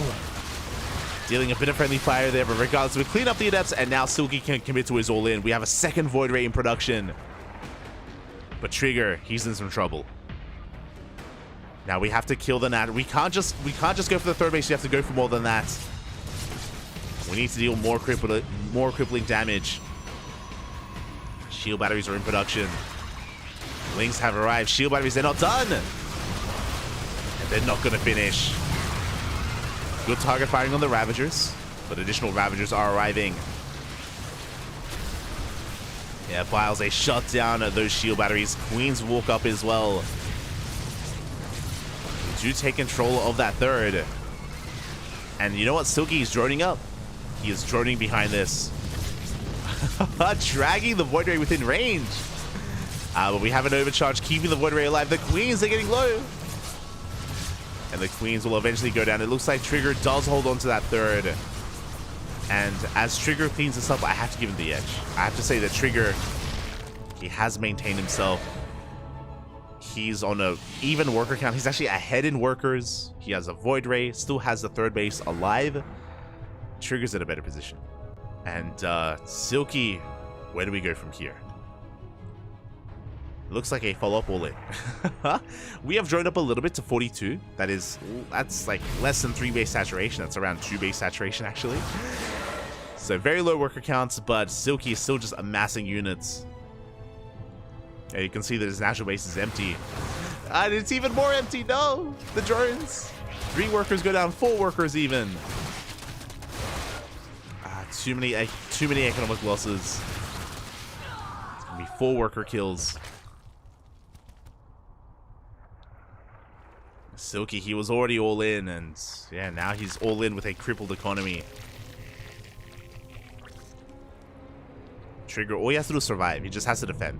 We have shield batteries on the way. Cannons? 4 cannons on the way. Oh my god, Trigger. It looks like he's aware. He's aware of how ahead he is. He knows that all he has to do is survive, defend, and that is his win condition. Immortal production, +1 attack on the way. I wouldn't be opposed to additional Void Rays as well. I wouldn't be opposed at all to those Void Rays. For now, though, just Immortals and Stack Defense. Yeah, we're on 2 Void Rays. Now, just pointing out here that Trigger is ahead in the economy. And now, we have to go in. I do like this, though. We're going for the natural. We're avoiding the third. The natural base completely exposed. The wall is not a wall. But instead, we divert our attention here towards the third. Instead of the natural. Shield battery is going to be popped. You can see Trigger just walling off entirely. Wiles on the Void Rays. They do miss. And the longer this goes on, the better it is for Trigger. Silky trying to figure out, does he attack the natural, the third base? Does he pivot one way or the other? Do you have some good Wiles? The Queens, they engage. Void Rays are going to be going down. Good trades here from Silky. Takes down a Void Ray, takes down some of the stack defense. The Immortals are looking exposed. Oh, but there are so many cannons. And Trigger, he does rotate around. He's trying to keep these Void Rays alive just barely. Looks like he will. Yeah, and he does force back the army. A couple of workers do go down. And Silky, he's droning up. Oh my god, that's a rough time to drone, let me tell you. He's trying to get back into this economically, making one worker. Does pile down a cannon. Queens waddle on forward. You have another overcharge, keeping these Stalkers alive. Blink is on the horizon. +1 about to kick in. A bit of a misrally from Trigger. Oh my god. Almost losing one of those Void Rays. Silky, he is gaining ground. He's pushing through. Gets on top of the cannons. Gets on top of the Void Rays as well. And it looks like, even though it's been a bit of a slow all-in here, Silky, he is taking control of the third base. He's shutting it down. Gets on top of the Stalkers, and Trigger, he's hurting. Trigger, looks like he's losing far too much here. The third base is going to fall. Silky, can we pull it off? Slow and steady. With slow and steady wins the race. GG gets called. Slow, methodical all-in out of Silky. He does end up breaking that third in the end. Whew. And Silky ties it up 1-1. GG. GG. I was so concerned that he was bleeding out too much, that maybe the Void Rays would be able to gain too much value against the Roaches, but no, yeah, he was able to barely break through. Trigger just wasn't able to keep up with the momentum, and yeah, Silky does pull it off. And you know what's crazy? You know what's impressive here is that this could have been a 2-0. This was so close to being a 2-0 in favor of Silky as well, which would have been crazy, but almost pulled it off, barely couldn't. And again, it does show a reason why Silky is now, you know, stepping in as the new ace player for the Starving Camels. He's pretty comparable to Trigger when it comes to skill. He is pretty comparable, and GG. GG, well played. With that, we're going to be going on a short break. We're going to be going on a short break. When we return, Onside versus Shopify. See you soon.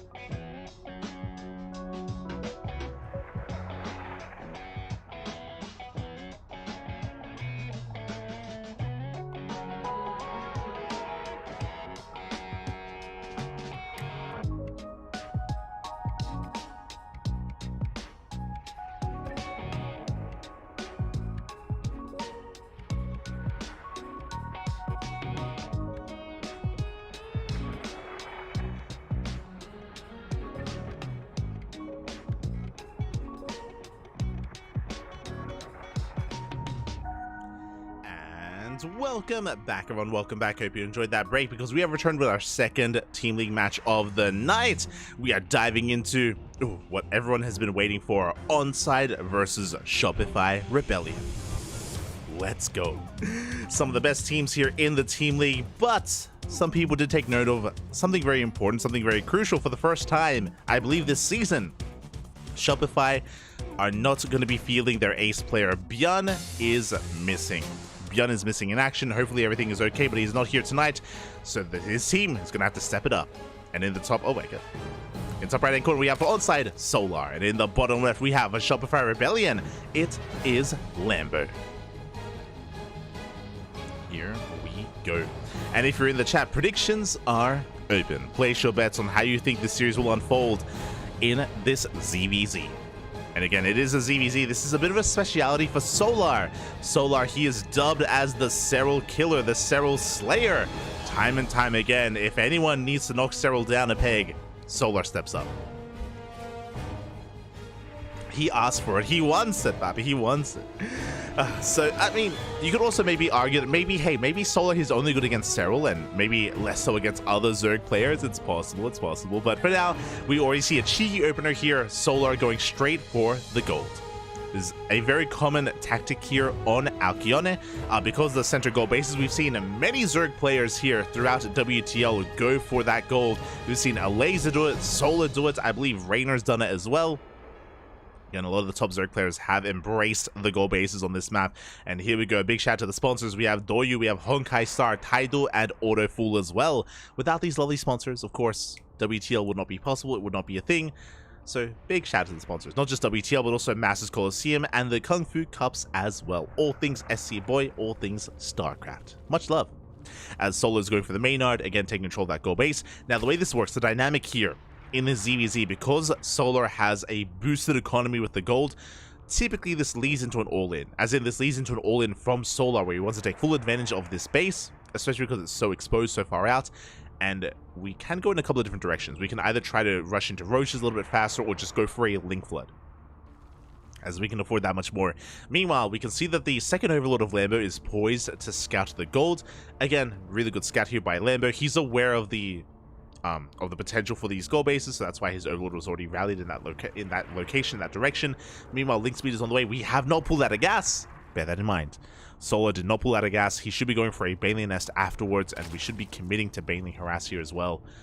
Oh, never mind. He skips the Bane Nest, going right into the Roaches. And I mentioned this before. That's why I said that typically when a Zerg player takes the gold, it's an all-in. It's an all-in, and Solar, he is rushing into Roaches as quickly as possible. And again, he can afford it because of that boosted economy. It's going to be a Lamb to defend. Lamb is going to base Lair. Ooh, So Lambo, he's walling up. Lambo, he's going to be playing 2 base. He will be taking the defensive position here, and this is good against Ling Bane. Like, if Solar was Link Flooding, then I would praise Lambo right now. But Solar isn't Link Flooding. He's going for a Roach Rush instead. Solar doesn't get the scout. He does not see the Lair. Big move here. Very important that Solar doesn't know what's going on. But the problem is that this 2-base Warlord from Lambo isn't going to help against the Roaches. 7 Roaches are in production, and Lambo doesn't know either. That's it. Both players are in the dark. Solar doesn't know about the fast Lair. Lambo doesn't know about the fast Roaches. And here we go. Solar, he's sending everything across the map. Checking that wall, confirming the Roach Warren, the Evo Chamber. Does see everything. Solar taking a 3rd base behind this, but again, he's still just amassing Lings and amassing Roaches, sending everything across the map. Can we hold? Can we survive? The Roach Warren does finish, and how many roaches can Lambo squeeze out here in the defense? It's going to be close. It is going to be close. Ling's already testing the wall. Testing the defenses. Roaches have arrived. 7 roaches are in production. That will be enough to defend. But how many queens are going to fall? That's the real question. Boys are being pulled. 1 queen goes down. So will the second. Pick off a worker. Behind this, the Solar drone, or does he commit? He's committing. Solar, he is not droning. He's still committing. The Roach Warren is under fire. And the Lings, they dive on the army. It looks like one of these Ravagers is not going to finish, but we get the queen, we get the Lings. And it looks like Solar is getting out of control. Boys are being pulled, but against Lings, oh my god, that's not ideal.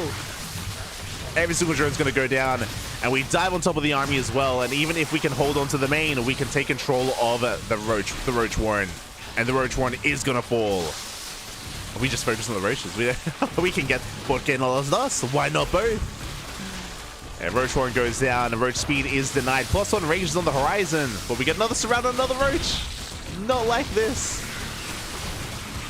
Whilst as well, they connect on the Roaches, and again, Solar, he's snowballing out of control. GG gets called, and Solar takes game number 1. Whew. GG. GG, well played, and yeah, quickly going over that game as well. That was so unfortunate for Lambo. So I don't blame Lambo for going 2 base. I said it at the time. I mentioned it briefly, but it is much more common when the aggressing player takes the gold. It is much more common for that to lead into a Link Flood and a Bane Bust, which is where Lambo's strategy of going for a 2-base play would have worked. He would have been perfectly set up here to defend against a Link Flood. Alas, it wasn't a Link Flood, it was a Roach Rush, and Lambo didn't know. He wasn't able to see the tech, he wasn't able to confirm what was happening. Because of that, he just wasn't able to be ready for it in time. He just wasn't set up for the defense, and Solo was able to snowball out of control. I did mention at the time that Solo wasn't able to see the lair, but despite that, it just didn't really matter. He saw the wall off. He saw the like a 3rd base. Solo knew what he knew what he needed to see. Well, he saw what he needed to see, and yeah, in the end, Solo was able to snowball out of control, shut Lambo down. And now Lambo's up against the wall. We're going to be getting ready for game number 2. It's going to be on Oceanborn. Let's go. Let us go. Of course, this is Lambo's map of choice. A really interesting map. For those curious, Oceanborn has a shorter rush distance by ground compared to Alcyone, so you can be more aggressive. The 3-base setup is pretty defensible overall, but again, because of short rush distance, we have seen a lot of Roach aggression, we have seen a lot of Roach pushes, and a lot of Roach timings on Oceanborn as well. So I'm curious if Lambo wants to go 2-base again. I'm curious if he wants to wall off on 2 bases and to skip the Ling Bane portion of the game and get into Roaches a little bit faster. We'll see. We'll see what Lambo's plan is going to be. Likewise, we'll see how Solar adapts and how he reacts on Oceanborn as well.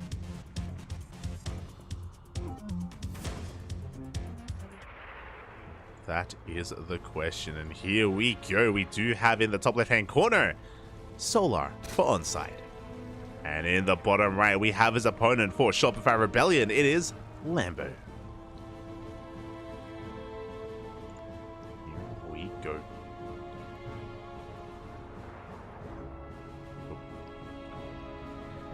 As for now, everything's looking normal. We're going hatch gas full. We're joining up, saturating our bases, and I don't expect any kind of deviation this early on.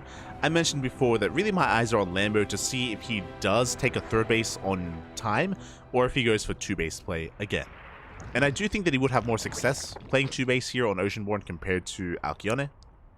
I do think it makes more sense, or it makes as much sense, and yeah, we'll see. As for now, hatcheries are on the way, gases are soon to be taken, and a spawning pool thereafter. Now, unlike the previous map, there's no gold bases to rush into, there's no rich-festing gas geysers either. The base is a lot more normal.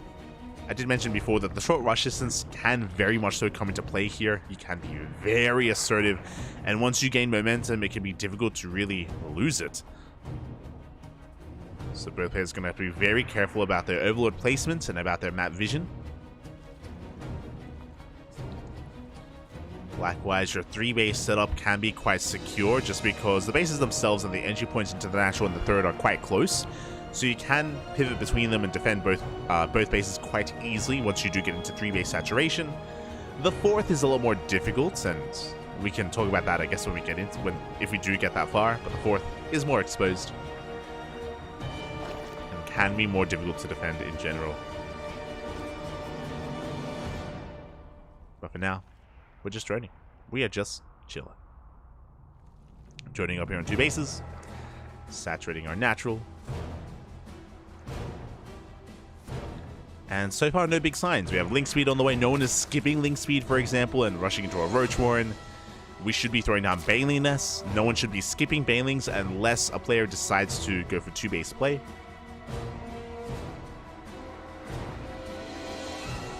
And there it is. Third is being taken by Solar, and likewise, a third is also being taken by Lambo. So far, we're keeping up. So far, we are mirroring each other. And you have confirmation. This means that neither player is going to be playing 2-base, obviously, and it means neither player is going to be skipping Banelings. As there it is, the Baneling Nest is thrown down from both Solar and Lambo.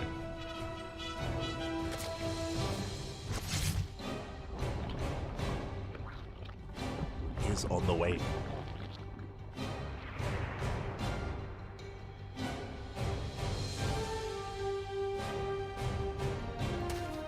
We can see Lambo trying to get a scout off. He does confirm the Baneling Nest at least.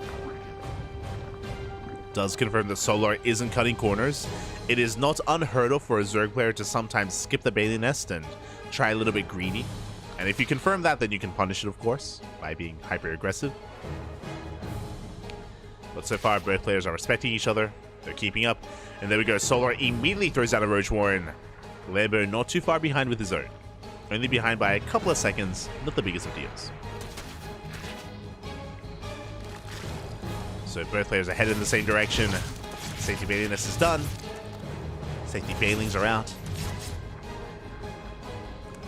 A nice scout out of Lambo. He gets into the main base, confirms the lack of additional gases, lairs, Evo chamber. Making sure that everything is on the up and up. And we are looking to get into the mid game. We're looking to ease our way into Roach versus Roach. I know we still have Ling Bane, but no one is making like an influx of Lings or anything like that. Everyone is chilling. Everyone is droning. I say that, never mind. I did notice that Solar did make an extra wave of Overlords for some reason. I was like, hold up. We're not getting close to supply blood. And we see why. Solar, he's cutting workers. He's cutting workers at 38, and he's making nothing but roaches. Lambo, he's also keeping up with roaches. He's droning. Lambo is droning, and his opponent isn't.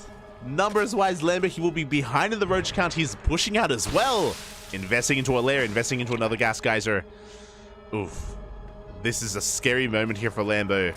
He still doesn't know what's happening. Doesn't know that Solar is all in. Solar going to be harassing with this Ling counterattack. Going to be forcing Lambo to turn back around. Lambo, he's still droning. He's still saturating. Ay, ay, ay. A queen gets picked off. Solar, sorry, Lambo, he's up to 52, 54. He's still making drones. And that's game. There we go. We now realize what's going on. Roaches are on the way for Lambo. And Solar is soon to pull the trigger. This is a hatch tech all-in, by the way. Solar has double the army supply. We gotta go now. If we wait a little bit too long, Lambo can stabilize. And here we go. Solar, he's pushing. And I mentioned before, the short rushes by ground and Oceanborn is not giving Lambo any favors. Now, if he gets some juicy Baneling connections, Spine Crawlers are on the way. Lambo, he has recognized what's going on. He's realized how far behind he is, like army-wise. We need some miracle Baneling connections on these things, and even then, it may not be enough. Here we go, the Roaches, they have arrived. Bailey's gonna be rolling on forward. Big connections on the left-hand side, though. You can see that Lambo trying to break through, but alas, the numbers are just working against him here. Files will connect. Queen goes down. We have reinforcements. Spine Crawler finishes. Can Lambo hold? All he has to do is hold on. He just has to survive. Can he pull it off? So far, Ling reinforces have right. We have to pull the boys. The boys are being pulled. They're getting on top of the Roaches. Lambo, can he hold? He cleans up the Lings, and he's forcing Solar back. Forcing him back for him, and we get to surround. One of these Ravagers is going to be going down, and Solar, he's running out of steam. And it looks like Lambo has done it. He has done it. He has survived, and Solar has nothing behind this. Oh my god. Again, we saw some big bathing connections. The Spine Crawler finishing up as well. I do think the Solar took a little bit too long to push out. He's getting us around here, but actually, he is gaining ground. But Lambo should have enough. Yeah, he has more than enough. And now Lambo is miles ahead. He has a lair, he has roach speed, he has +1. And what do we do with this lead? Spire is on the way. Spire is on the way. Again, I do think that Solar did take a little bit too long to pull the trigger. I do think he allowed Lambo to get into his economy, to get into his roach production, and to react in time. Here we go again. That was a close defense. And from here, it's on Solar to recover. What can Solar do from here? His lair is just now finishing. His Ling does get in. Big scouts. Ooh, really crucial scout here. Okay, if we were casting Dark, Dark would start up Queens, Spores, and a Hydra Den, and he would turtle up on 3 bases and go into Lurkers. There's that Hydra Den on the way. That's the first piece of the puzzle. We need Queens. We need to turtle. The reality is that Lambo has map control. After what just happened, Lambo, he can freely expand and take another base. He can take a 4th. He can take his gases. He can, of course, get into mutas, tech up. Lambo has a lot of freedom. And he needs to take advantage of that economy. I do think this 4th base is late. I do think that Lambo's 4th is a little bit delayed here. As a result, he also was cutting workers. He wasn't droning his 3rd. So Lambo wasn't as greedy as he otherwise could have been. There's that Lurker Den on the way. So again, Solar, his goal is to turtle. Is to turtle up on Hydra, Lurker, Viper.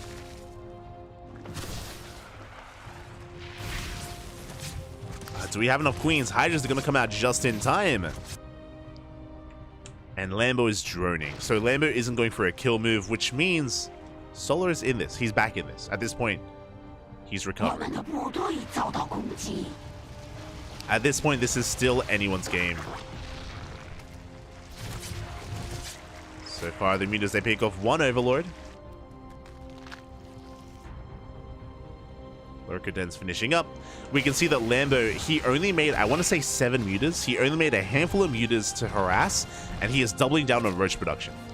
The downside to this is that we should soon have a wave of Lurkers. But we need them. If we don't finish up these Lurkers in time, then Lambo can break Solar. So there's a bit of a give and take here.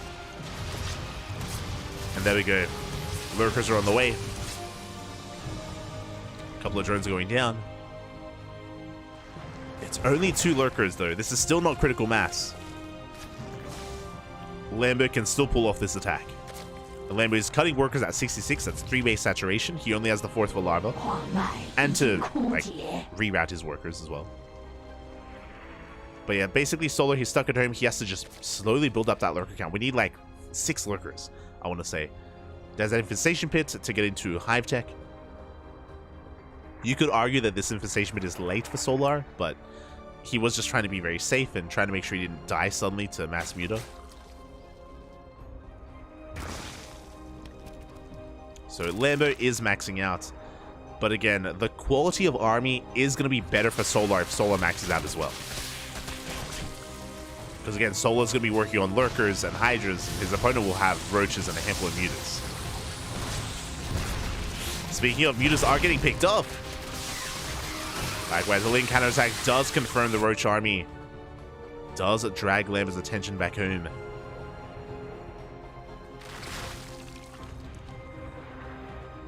And here we go. A mass amount of Banelings going to be rolling on forward. The goal here, the Banelings will crash into the Hydras. And ideally the Lurkers as well. Solar, he doesn't see the army movement. He has no Overlords. Now he does spot those mutas. Lurkers are in position. And the Banelings, they roll in.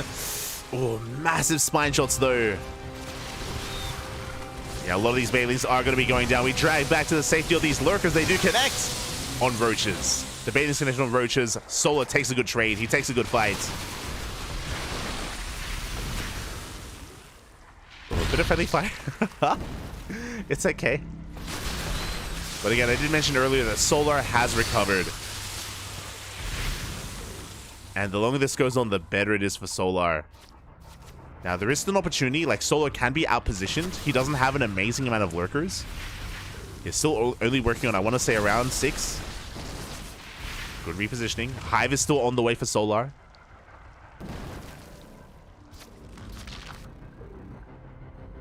We can see Lambert working on his own Hive. This should be for Vipers. I mean, both players should be working on Vipers, essentially. Oh, as we do have a massive Roach counterattack. We get into the mineral line. Drones are getting picked up. Ay, ay, ay. It's going to be 2 dead workers. A couple of spine crawlers as well. Solar snowballing out of control a little bit here. The Mutas, they have potential. They go for the mineral line. Spore crawler's out of position. Lambert, he can still pull this off. Trying to pull apart his opponent. Bypassing those lurkers, rotating towards that third base. Again, Lambert trying to find a way in. Oh! Files down the Hydra. Good pickoff. Oh, but we still can't push into lurkers. It's not possible. The Hive is done for Solar. You can see Hive upgrades on the way for the lurkers. Lambert, he's trying to get into his own Hydra Den. He's trying to get into his own Hydra Lurker Viper, essentially. Catches more Hydras. Solar a little bit wasteful. And the lurkers are exposed.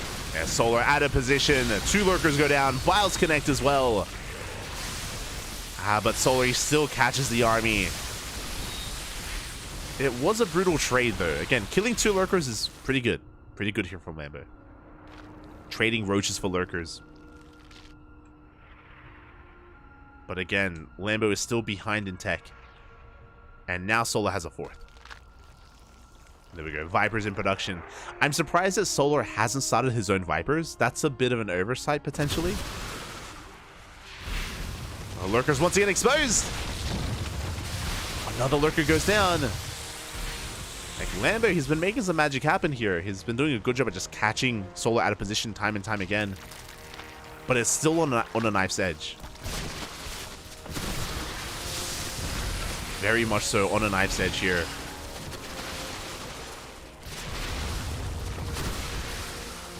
And good Vials zoning back the army. But here come the lurkers, and Solar, he's had enough. He's pushing. This is what he's been waiting for. Now with lurker range. The upgrades are done. Pushing up this ramp is going to be difficult, though. He's going to take some bombs to the face. The Vipers, they arrive just in time. But is it going to be enough? Solar bleeding out quite a bit, actually. Not fighting with the lurkers. Trying to push on forward, but we have another blinding cloud. Abductions as well. Lambo coming in for the surround. He's going to clean this up. He collapses on this army. And this is a big overextension from Solar. He gets caught out, and he loses everything. And we gotta go. We gotta send it, man. Solar is racing back home here. He lost every single lurker. He's got a couple more in the defense, though. Solar, he's still in this. Lambo rebuilding his 4th. He did lose a hatchery. Bear that in mind. Lambo did lose drones. But he catches 2 more freaking lurkers. They get caught. A bit of a miss rally. 2 lurkers do finish up just in time. And Solar, he's holding. He is barely holding on. Lambo is droning up. He did lose workers earlier, so he has to re-drone, resaturate. Lambo, he could go for the 3rd. Vipers, they're full of energy once again. They're pushing in. Here come the yoinks. Do get 1 abduction. The Viper. Oh my god. As Solar, he's getting quite a lot done here across the map, going for the lurker harass. Oh, getting a lot of damage done. 8 dead workers. Lambo down to 46. Lambo, he's running out of money. With a crippled economy here, he has to be careful.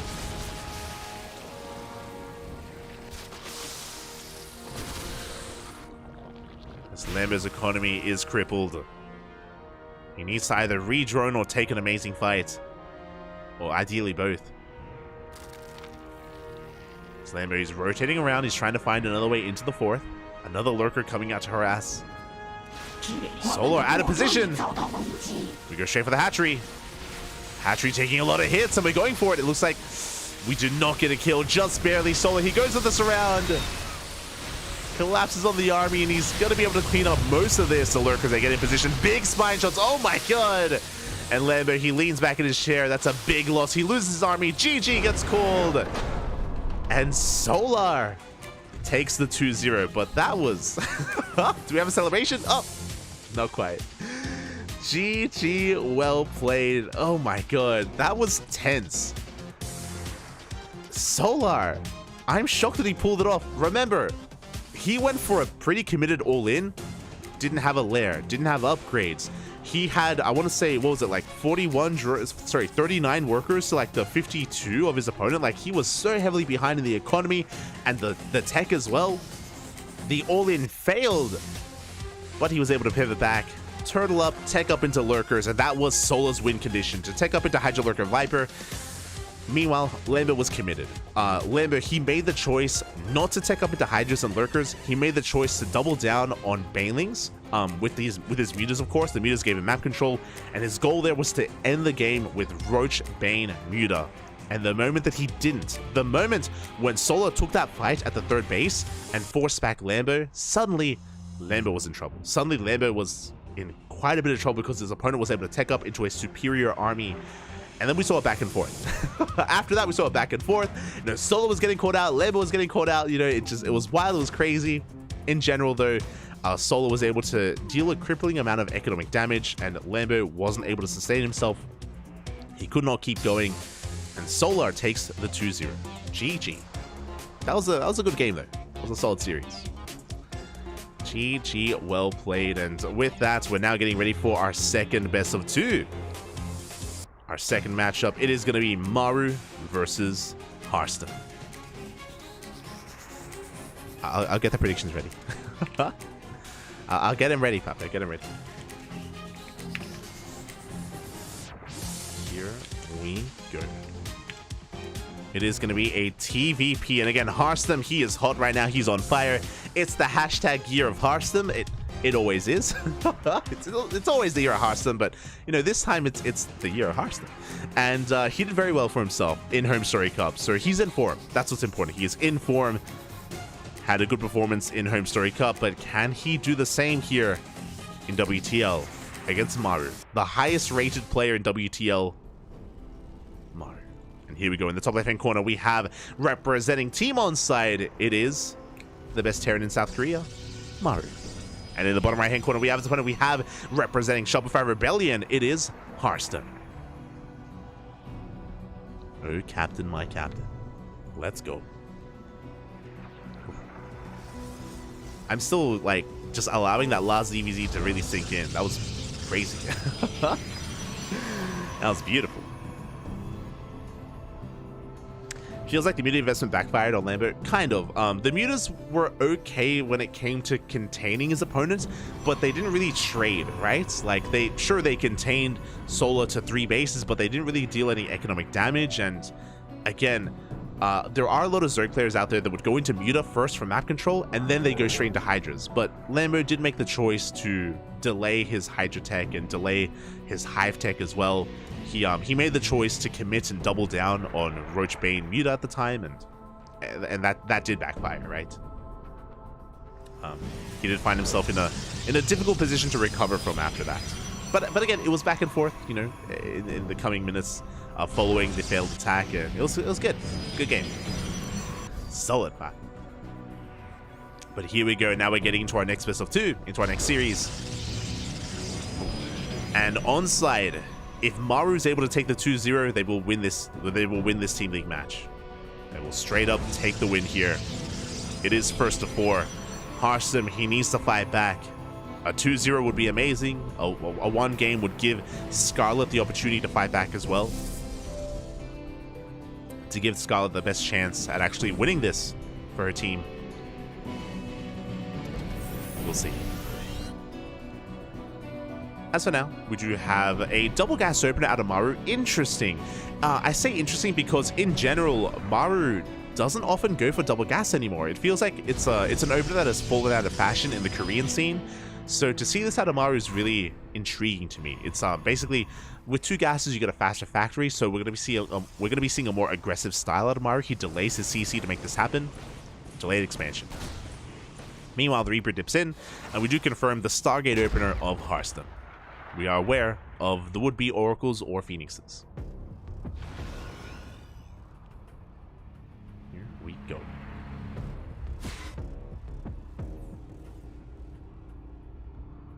Give you Mario voters some value, but Hearthstone got this. I mean, he's a fan favorite, you know? He's a fan favorite. Let's go.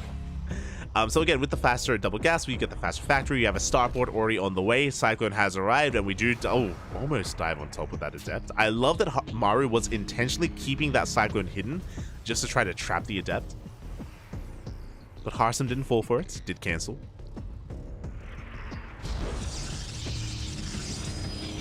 Behind this, getting into his natural base. Again, it was a gate expand into the Cybercore, into the Stargate. We have our first unit. It is not Phoenixes, it is going to be an Oracle first, and we do confirm this. Reaper dives in, confirms the Phoenix on the way. He knocks himself over the wall. Let's go. Maru knocks himself over the pylon. Goes for the full scouts, confirming no additional gateways, no additional tech. Nice moves out of Maru. Yeah, for those that are curious, that is something you can do. It is quite difficult to pull off, but if you got the skills for it, you can grenade yourself over pylons. Meanwhile, as we get into this, a big shout out to Slammer in the I need a quote. Be merciful with your hammer. It is Slammer. Thank you so much for the raid. Thank you. Hope you had a great stream. Hope you had a great ladder session. Welcome everyone to WTL, to World Team League. We are in the middle of our final best of 7. We just wrapped up earlier with the Starving Camels versus Team Basilisk, and now we are mid-series here with Onside versus Shopify Rebellion.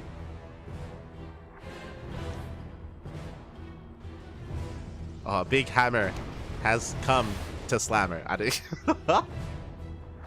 Regardless, maybe had a good time. As we do have Maru pushing out across the map here. Oh my god, going for a very early tank push. Again, we spoke about the earlier gases from Maru, and that has been culminating here in this tank push, getting within range of the production.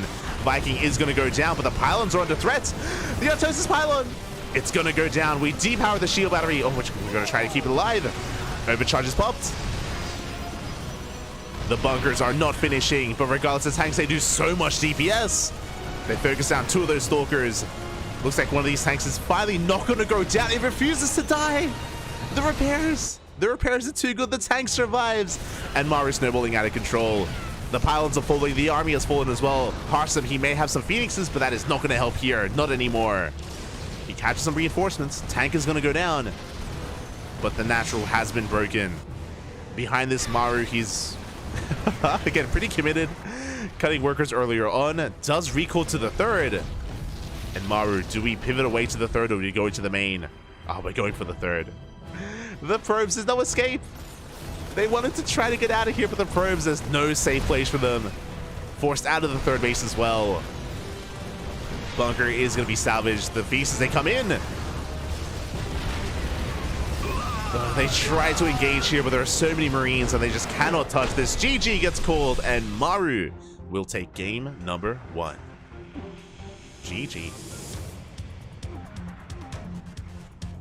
That's a big water bottle. Jesus. That's bigger than Maru, Baki. Oh my god. GG, well played. Maru coming out strong here inside Delta with a very aggressive build. Hearthstone unfortunately wasn't able to see it coming ahead of time. He was caught a bit off guard. Unfortunately, going for Phoenixes was the ideal scenario for Maru. Maru was hoping for an investment into Phoenixes because they can't really engage with all those Marines, especially once those bunkers get up and running. Hearthstone could not engage, and Maru was able to snowball out of control. But here we go. This is what we've been waiting for. There are no vetoes. There are no vetoes in WTL. It's Hearthstone's map pick. It's going to be Radisson Station. Let's go. Ooh. The most vetoed map in the map pool. The most Protoss-friendly map in the map pool as well. And we'll see if Hearthstone can take advantage of the map and take advantage of Maru in the process, or can Maru punish the greed of Hearthstone? I'm curious. I'm very curious to see what kind of build Hearthstone whips out on Radisson Station. I'm ready for it. Hearthstone's gonna pick Radisson. Yeah, I mean, it's a common pick when it comes to Protoss players. Very common in WTL, which is why I love it, you know. Honestly, if it wasn't for WTL, I wouldn't be able to cast Radisson Station. It just wouldn't be picked. It just wouldn't be played. So I appreciate it. I appreciate the format of WTL.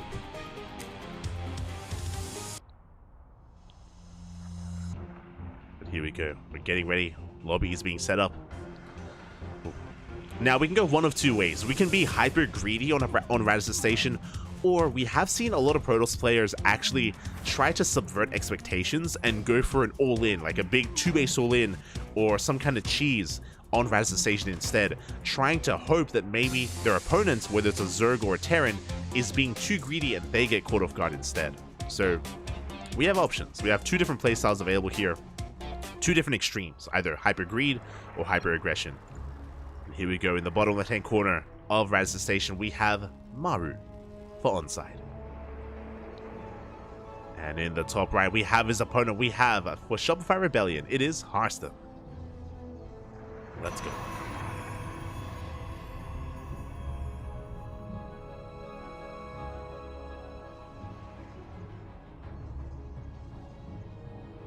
Let us go. I was talking a little bit about the map. I know I've been talking a lot about, you know, how it's always vetoed and it's friendly for Protoss, and to get into some details here, this is a map with a pocket base, so there's a pocket that you can take as a secure third or even fourth. So again, with that, you can get a pretty stable and secure economy early on, as Hearthstone is looking for proxies, making sure he doesn't get cheesed out.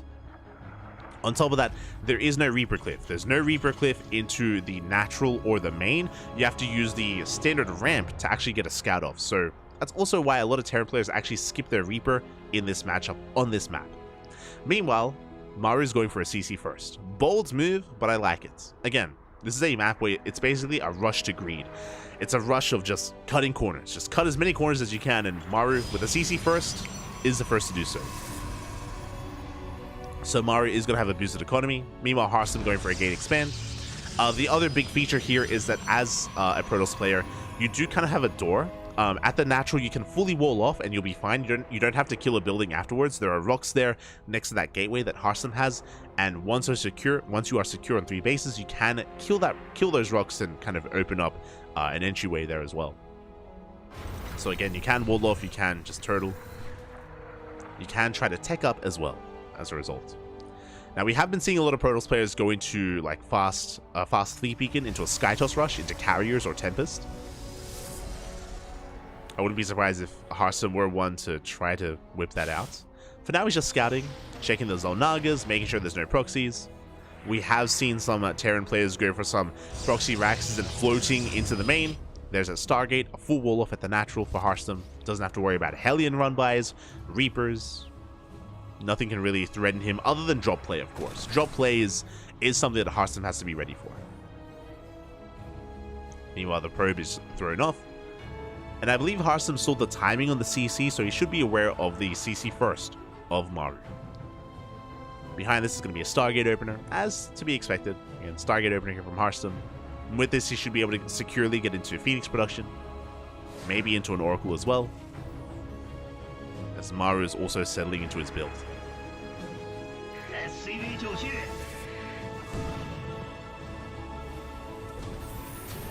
As there it is, it's going to be an Oracle first out of Hearthstone. Bold move with the Oracle first. We can get some economic damage done, as well as scouting. Meanwhile, Maru with a reactor on that factory, making 2 Cyclones at a time. Let's go. Again, these Cyclones are just used defensively. They can, they're amazing defensively to shut down Adepts and Oracles, Phoenixes, to make sure the economy is secure.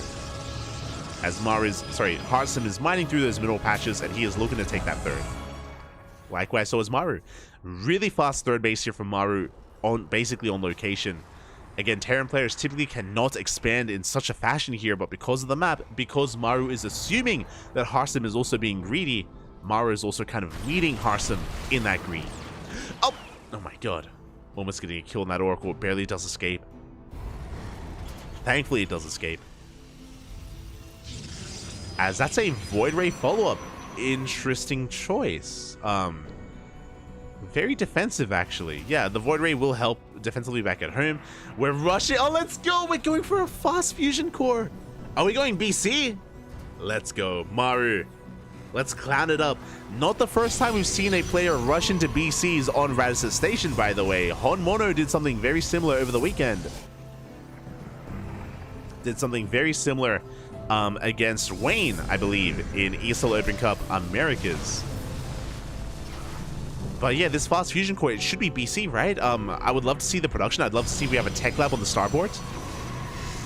The other option is Liberator range, but I don't think it's wise to rush into that. Meanwhile, Harsam back at home, he's getting into a Robotics Bay, into Immortal production. Yeah, there it is. Battle cruisers are on the way. Vamonos. Again, this is something a little more unique to this map as well, just because you're so safe and sound, you're so secure, and Maru has such an insane economy as well compared to what you would usually see in a TVP. Yamato is being researched, which means we are committing. I would have loved to have seen a second starport for double BC production and just double down on the cloud.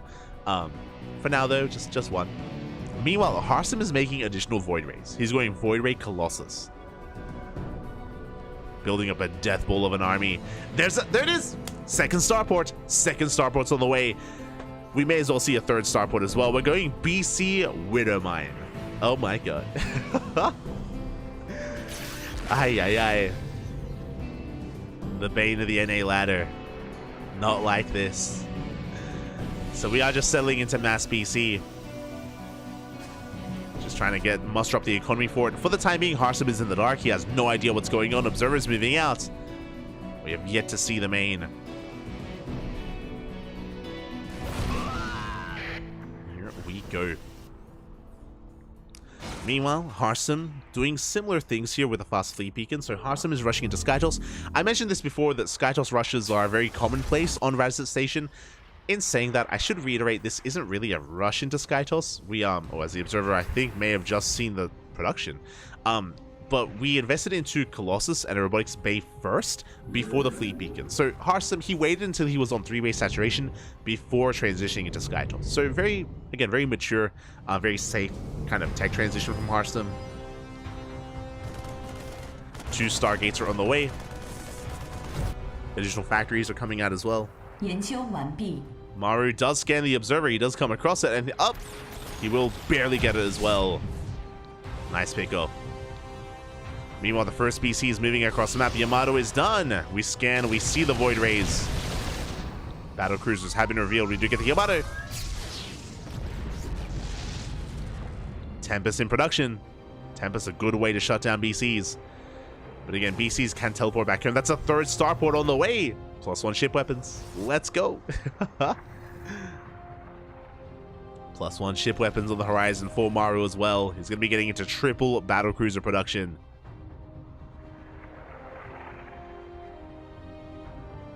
You can see Harsam getting into triple Tempest production himself. Tempest, of course, they do bonus damage to massive units, and Yamato goes up. We get 1, and we do teleport back home. We have another Yamato. Oh, I don't think we can fight this head on, and yeah, we have to respect the Void Rays. Do have to back off. Battle cruisers teleport back home. We have the mass repair. So it's going to be Sky Toss against Sky Terran, essentially.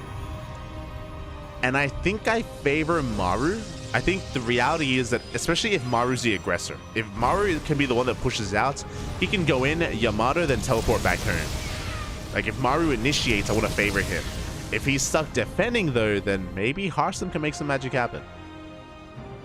That's a 4th starport on the way, by the way. 4th starport in production. We have Hellions for run-bys. Meanwhile, cannons are on the way to deal with that as well. Observer does spot the BCs. Harsam should be able to rotate over to meet up with them. Should be able to respond. And really, Maru's just having fun. He's How often can you just make this work? There we go. That's 2 more starports in production. I think that's 5 in total, if I'm not mistaken. Going BC Viking. Mentioned before, it should be Sky Terran versus Sky Protoss. We saw this recently on Oceanborn. I think it was Estrella versus Gumiho, if I'm not mistaken. Saw something very similar.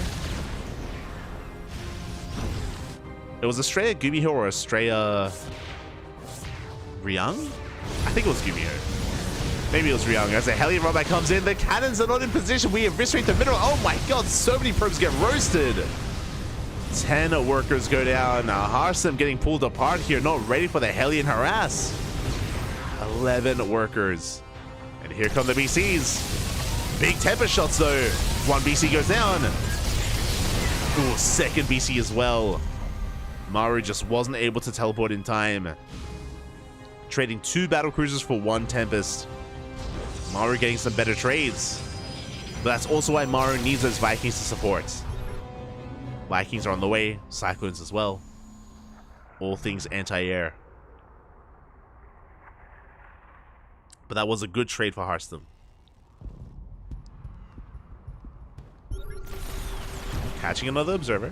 Good pickoff. Maru just gaining map control. We do have a disruptor on the way to help out. I believe that's a 6th starport in production. Got 5 just underway, working hard.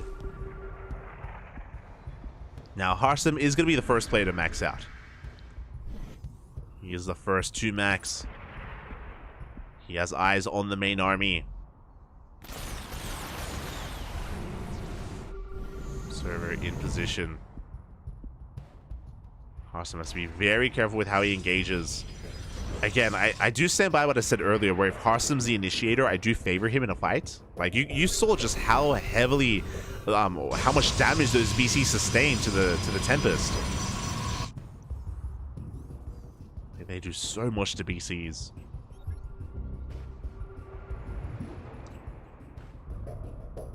But again, Maru, I'm sure Maru, he's going to be hoping to try to avoid the main army. Trying to slip into a base. Clean up a mineral line, then teleport the hell out of there. He's going for it. We have a ground army on the right-hand side. We have the BCs going straight for the pocket base. And Harsem not in position. Cyclones reveal themselves. They take down a cannon. And they're distracting Harsem. Yeah, the Tempest have been revealed. And that means that Maru can go straight for the base. Straight for the Nexus. Do we have a recall? We do have a recall, but it's too late. 18 probes go down. And what did we recall? Oh. Unfortunately, not quite able to recall in time. The base is going to go down as well. That's 21 dead workers. And from here, we can just teleport back home. Maru, he has his own recall. He goes right on top of the army. Oh my god. Dives on the Tempest. Yamatos go off. Oh, massive Yamatos. And Harstem, he has to back off. He has to retreat. There's no keeping up with this. There are too many Vikings, too many BCs. The mothership goes down. Minus 300, minus 300. And Harstem, his army is crumbling. He just cannot keep up. GG gets called, and Maru will take the 2-0. GG. Oh my god. Just diving on the army. Diving on Harstem then and there. Catching him out of position. And again, the Sky Terran. Greater than the Sky Toss. But we already knew that. GG, well played. Maru able to spread his wings and take flight there on Radisson Station, do something that you can't really do on other maps, and just rush into battle cruisers and go mass BC Viking as well. Really well done, and really good execution towards the end there. For a long time, Harstem, he was keeping tabs on the army, but then we saw that Maru gained map control. He took control of the Zonagas. He distracted Harstem on the right-hand side with the Cyclones. He came in from the left, and he just pulled Harstem apart. GG, well played in one fell swoop.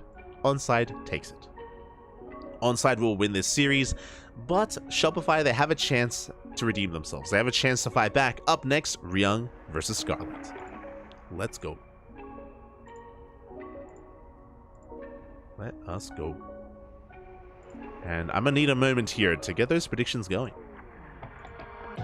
Now, unfortunately, it means that there's no ace match, and unfortunately, it does mean that that Shopify won't be able to take this series, but they're still going to be fighting for points. For standings, for overall scores, there is still value here in this final best of 2. And this could go either way. Scarlet, of course, in form. Recently, we were able to cast Scarlet yesterday in the IEM Europe qualifiers, and she made it to the closed qualifiers. It's going to be a long day for Scarlet. In a couple of hours, we're going to be casting Scarlet in the closed qualifiers for IEM Katowice. So she's going to be up all night, competing and playing StarCraft. And she's sinking. We have a nice cam shot of the wall behind Scarlet. Let's go. It's fine. It's fine. Don't worry about it. As we are getting ready here for our next best of 2. And if you're in the chat, predictions are open. So place your bets on how you think the series will progress. How you think the series will unfold.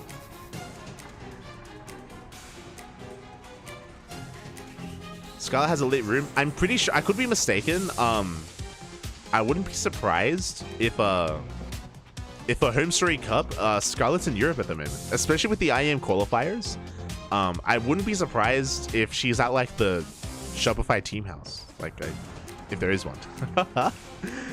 But yeah, I'm not entirely certain if she's at home at the moment in Canada. I think she may be sticking in Europe because of home story cup and the qualifiers, but otherwise let us know if you are aware.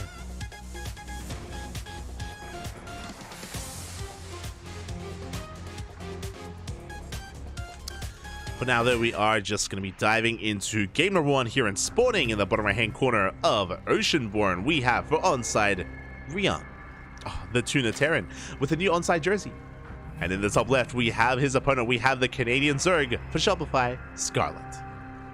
Let's go.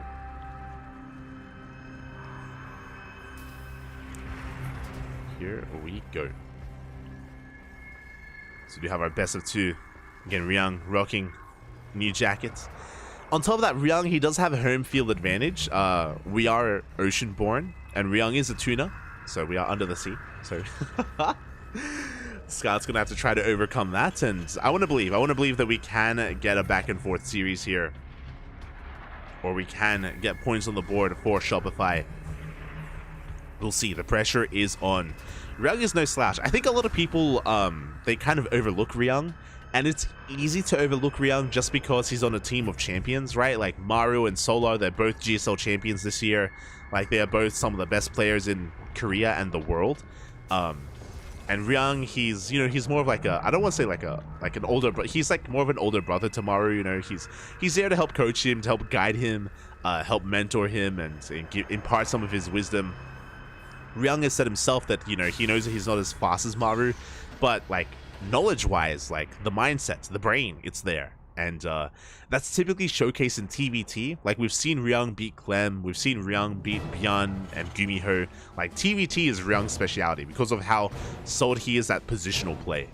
When it comes to some of these other matchups, it's a little bit different.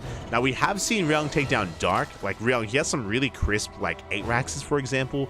And Oceanborn isn't a bad map for something like that, but we'll see. We'll see how Ryung does perform. Ryung is also willing to play mech. That's another thing to bear in mind. Ryung, he can play bio, he can play mech, he can do it all.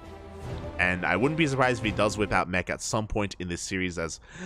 No, the clean feed. Oh, he's going to be struggling a little bit here. Not like this. And hopefully we're oh no.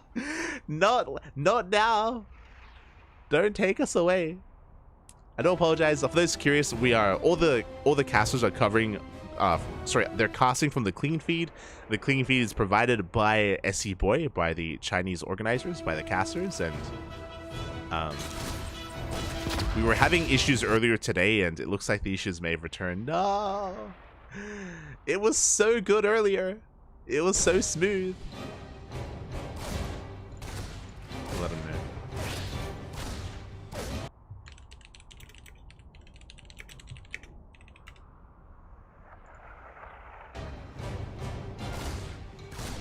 Yeah, we're letting them know. Yeah, Crank is letting them know as well. So here we go. The first Reaper has arrived, going to be dancing with these Lings. Scarlet to go for a hatch gas pull in towards the third base as well. Thank you so much, BKA. Thank you for resubscribing. We do appreciate the support. Thank you so much. I accidentally missed the first 4 games of the series, and I'm going to take this opportunity to go back and rewatch. Fair enough. Really good games. Really good games we've had so far, and this is, I'm sure, going to be another really good series, as we do have a 30cc before Starport. Very economic follow-up here by Ryung. So standard opener out of Scarlet, economic opener out of Ryung. They are aware that there's a little bit of latency here, but I don't know if they can do anything about it here mid-game. So, oh, we have to just try to deal with it, unfortunately.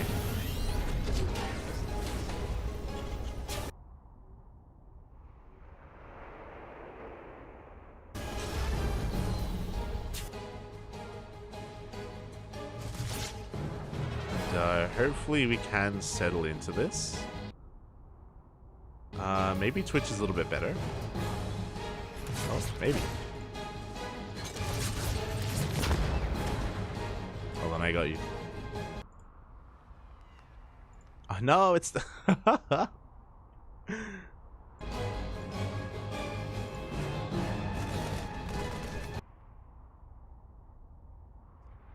Never mind. I thought it might be a little bit better here, but the latency is still there as well.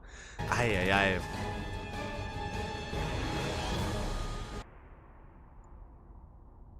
We'll try to pause for a moment. Hold on.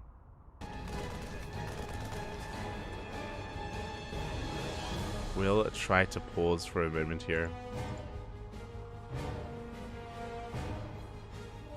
To try to catch up and hopefully to try to recover.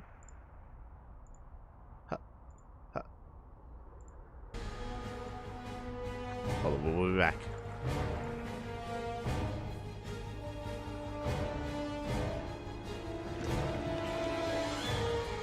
Bam, okay. Hopefully it's good. So I do apologize for some of the technical issues here, but yeah, the clean feed is lagging a little bit. We were doing so well, but it has been lagging, so hopefully it's smooth sailings here on forward. Meanwhile, again, just to reiterate, it was an economic opener out of Ryung, going for a fast 3cc. Meanwhile, oh, it is going to be 3cc Banshee here from Ryung. So far, Scarlet's a bit in the dark, hasn't quite gone into the main yet, getting into her own opener. Nothing too fancy outside of that. Scarlet just going to be droning, saturating her bases, getting her 3-way saturation up and running. No!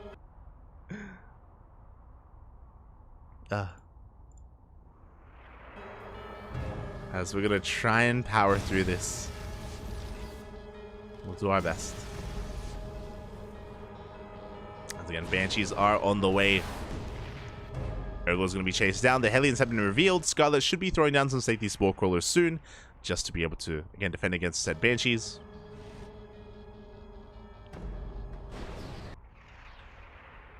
And we should be able to ease in towards the mid-game.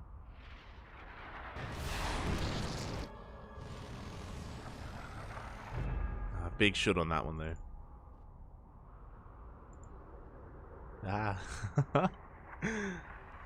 Not like this. But yeah, all the streams are having these issues, unfortunately, and there's nothing we can really do about it, outside of maybe getting into the game. We'll just have to try to power through it.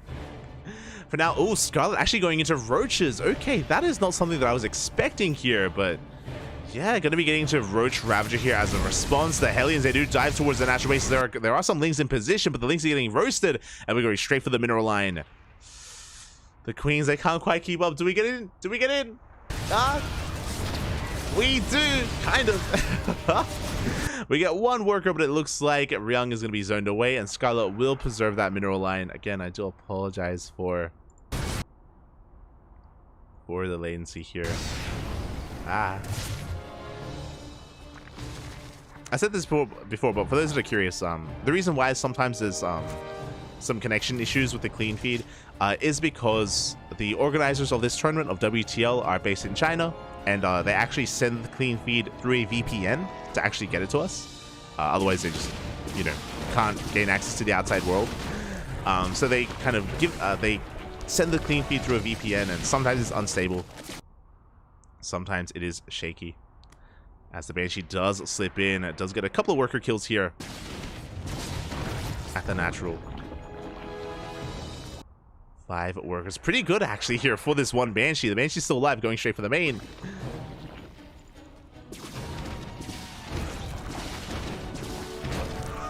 Will the game not be lagging as well? No. It's just the feed is lagging, not the it's not lag from like the observer.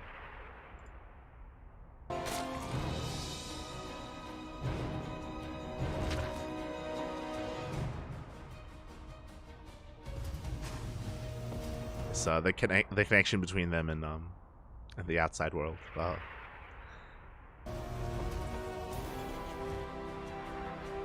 But for now, again, has 7 working kills at this point. Behind this, Ryang is just getting into his third base. You mentioned before that because it was a 3CC opener, Ryang is looking to get into the mid game.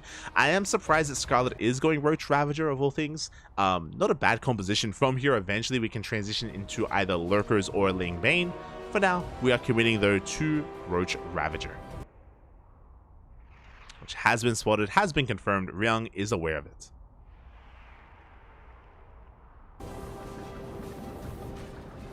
He is aware.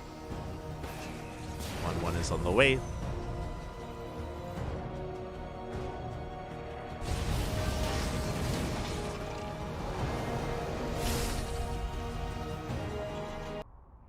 Ryang working on a 4CC, so he's not going for a 3-way all-in. I did mention earlier that 8 Raxes have been in the repertoire of Ryang, but is not going in that direction.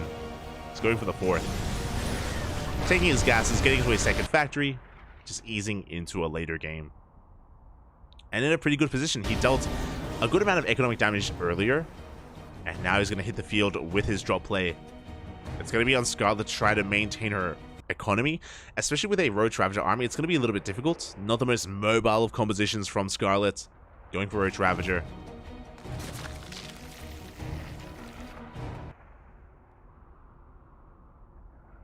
Why don't they give observers to other casters? Because they only clean feed for WTL. If things get really bad, they may invite us to go into game for the next. They may invite us to go in game for the next game, for game 2.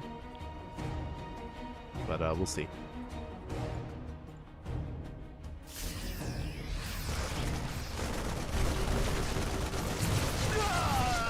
As the Marines, they do dive on forward, cleaning up some of this creep. In general, clean feeds are better because it means you have less variance when it comes to other casters ping affecting players. On top of that, when you don't make a clean feed, when you have a regular lobby, you're limited with how many casters can actually get in, because lobbies do have limits to how many people can actually enter them. That's why for big events like IEM, DreamHack, they all do clean feed. They all provide clean feeds for the other language streams, just as a fun fact. Just because there are just too many casters. Too many casters, so they can't all get in.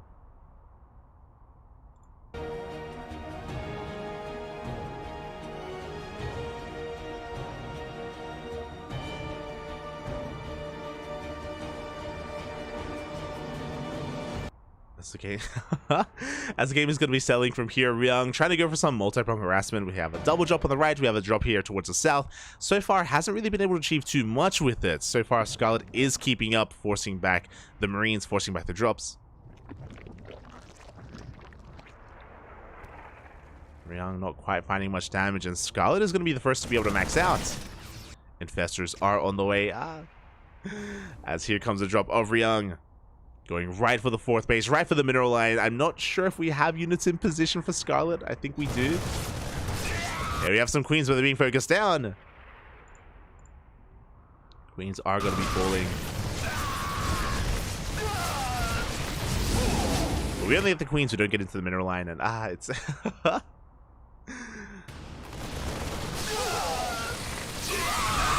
do apologize. Whiles, they do connect.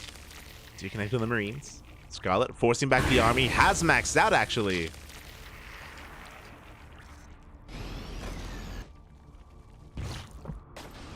As it looks like we may have caught up. Not quite. Not quite.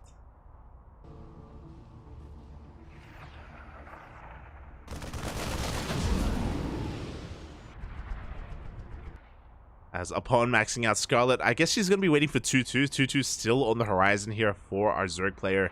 Without it, not ideal to actually try to break out. So Ryung, he has time to recover, to set himself up here on his 4 bases. 4th on the way. Still heavily reliant on Bio Tank. A couple of Widow Mines sprinkled in.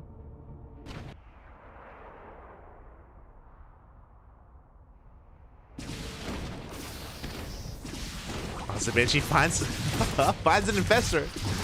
Doesn't quite get it. Clutch Transfuse keeps the Infestor alive.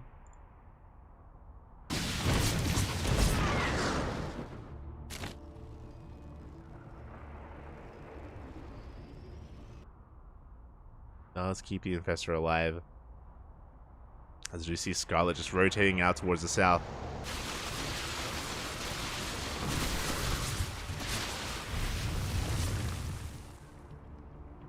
Yeah, I just double checked to see if Roddy and Wardy were having the same issues they are.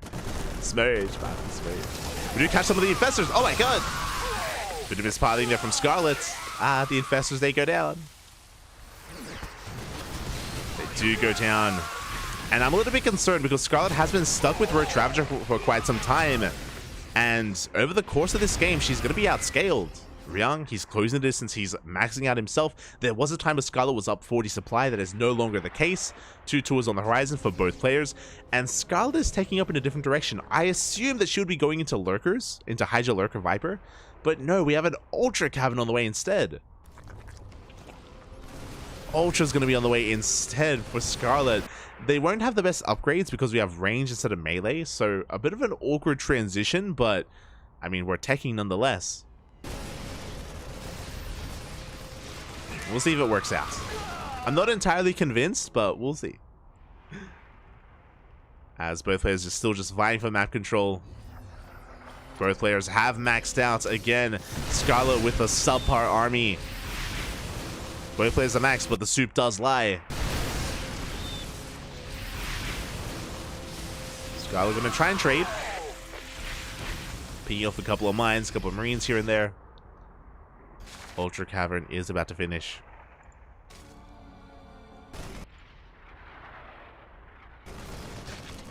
And from here, we can start mixing in some ultras and at least working on those upgrades. Ryung breaking free.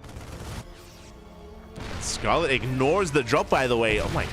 Tries to push forward, runs into tank fire. Oh, and Ryung, he may just find a base. Oh yeah, there's no turning around. This hatchery, it's gonna go down. Big pick off here from Ryung. Meanwhile, Scarlet going for a counterattack, going for the 3rd. Takes off a sensor tower.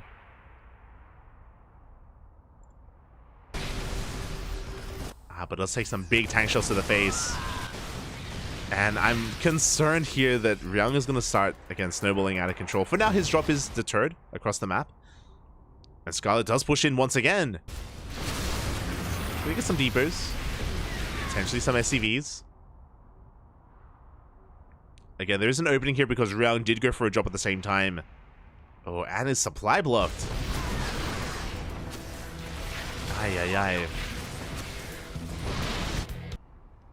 Yeah, it is supply block, going for a massive quadruple drop across the map. Pretty risky move here from Ryung. He does expose his tanks, but Scarlet doesn't go for it.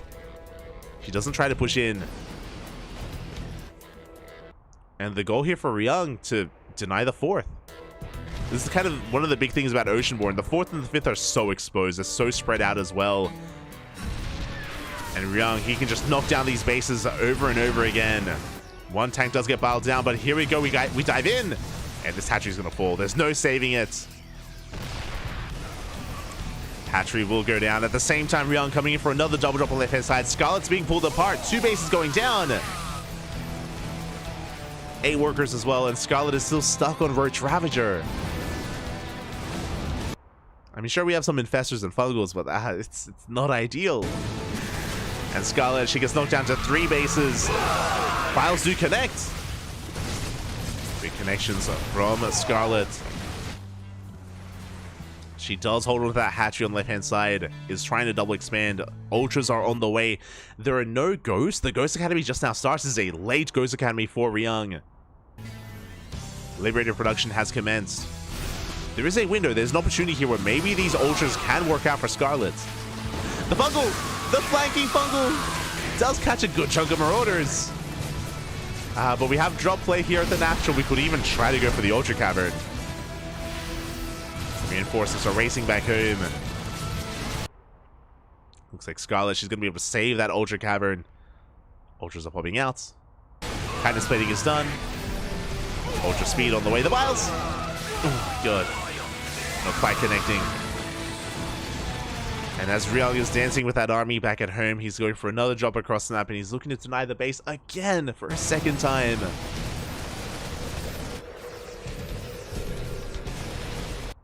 Scarlet has a bank. She has 5k minerals in the back, actually. Can remax with Lings, at least. Oh, but not trading well against these Marauders. A lot of Roaches go down, Ravages as well. The Ultra Army still just banking up. Where are those ghosts, by the way? The Ghost Academy is done, but still no ghosts. There we go. The Ultras, they reveal themselves. Big bungle on the army. Liberation zones, they have arrived. We have freedom. We do have freedom.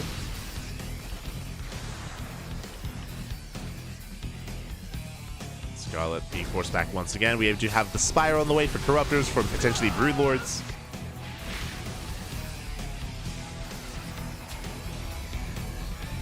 Ryung, he's establishing another base. Looking to get the better economy. Scarlet down to 66 workers. That is 3 base saturation here for Scarlet. Is going for a Roach counterattack. There is potential. There is potential for damage. Army going to be engaging. We're looking for a good fungal. The Ultra's diving on forward once again. There's only one lib here. Tank line looking a little bit thinned out. Good Biles. And it looks like this counterattack is going to get on top of that planetary. The repair is not good enough. The planetary, it should go down. Up, just barely. Planetary will fall. 16 SCVs. And Scarlet, can she pull this off? Takes out a base, takes out a mineral line. Gets on top of some of those tanks. Not a bad moment here for Scarlet. Finally, like, crippling the economy or doing some damage to the economy of Ryung. The Ghost, big pickoffs, 2 Ghosts go down. Ryung doesn't have the biggest bank. We can't afford to throw away Ghosts like that. And even though Ryung was doing so well with his drop play earlier, even though he was knocking down the 4th, knocking down the 5th, now suddenly Scarlet has momentum. Suddenly Scarlet is in the driver's seat. Engaging once again, Biles take down another lib. Ryung rotating around. Still trying to reestablish that planetary, that 4th base. Now it's an orbital.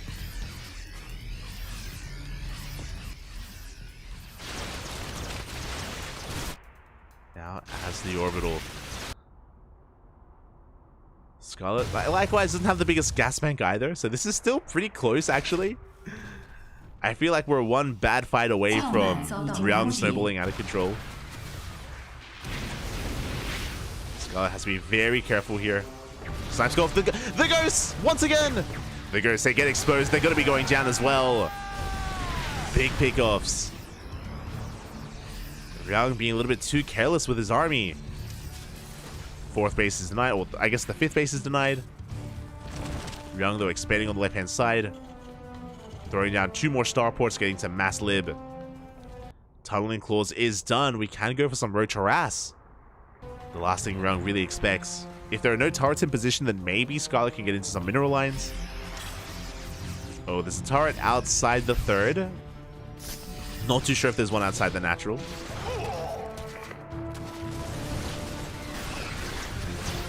Ultra's pushing forward. Take down the turret. Good fungal on the Ghost. The Ghost once again. 2 of them go down. This keeps happening. We keep leading out like 2, 3 Ghosts at a time. Meanwhile, the Roaches, they just go straight for the natural base. The wall is solid. Roach is going to be going down, but they get 6 SCVs. And this is good because we want to get rid of these Roaches. Roaches, they've kind of... The era of the Roaches come and gone. That's a lot of Ultras. Libs are going ham. A rough trade for Scarlet, actually. That was like, what, 3 or 4 ultras going down? That was pretty expensive.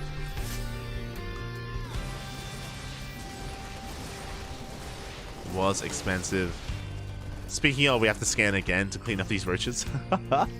No, one escapes. No shot. One does waddle away.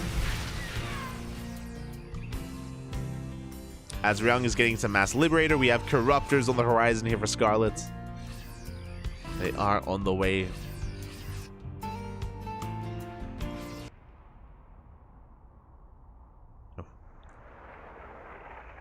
As Ryung finally breaking free from his contain, trying to go for some harass. Oh, taking the space is ambitious. I don't think we can. The Ultra's already in position. We do snipe a hatchery though. Ryung, he may not be able to expand, but he does take down a base. Scarlet though, expanding all throughout. The Corruptors, they've arrived. The Corruptors are here. They shut down the drops. And with the arrival of these Corruptors, it looks like Scarlet should be able to shut this down. The drop play has been doing well for Ryung, but not for much longer. We have another drop on the left-hand side. We do snipe another hatchery. But these medevacs, it's a one-way trip. This time we do split them up. I do like this. Oh no, the spore! Oof. The order goes down. Ryung, he is fighting back. But again, the problem is that he hasn't been trading efficiently. Like, if Ryung had been preserving his ghost, then it would be a different story, but you can see that whenever Ryung gets any gas, he spends it immediately. He just hasn't been able to build up that bank. And do you get the Microbial Shroud? Just to be safe. It's all good. And here we go. Scarlet going for the kill move, going right towards that natural. Takes down a couple of these Liberators. Good snipes from the Ghosts. Oh my god. Very good snipes, actually. We may take down some of those libs, but that was a costly trade. That was 6 Ultras and 6 Corruptors going down. An expensive fight for Scarlet. The power of the Ghost.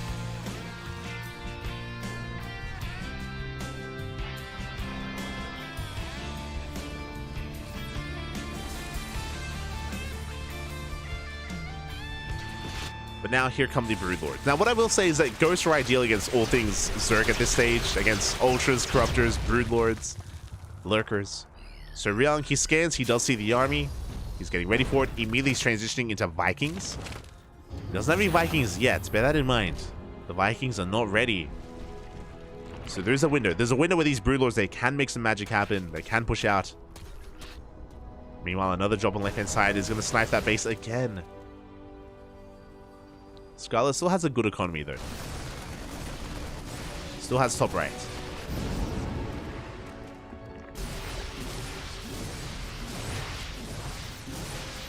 Fourteen Ultras have died this game. Aye, aye, aye. SCVs being sent to their deaths. Not like this. Throwing them away. Now, the reality is that because Scarlet has been mining from fresh bases, Ryung is starving out. He's running out of minerals. He's running out of mineral patches. He's running out of money. He needs another base desperately. Wow's going to be connecting.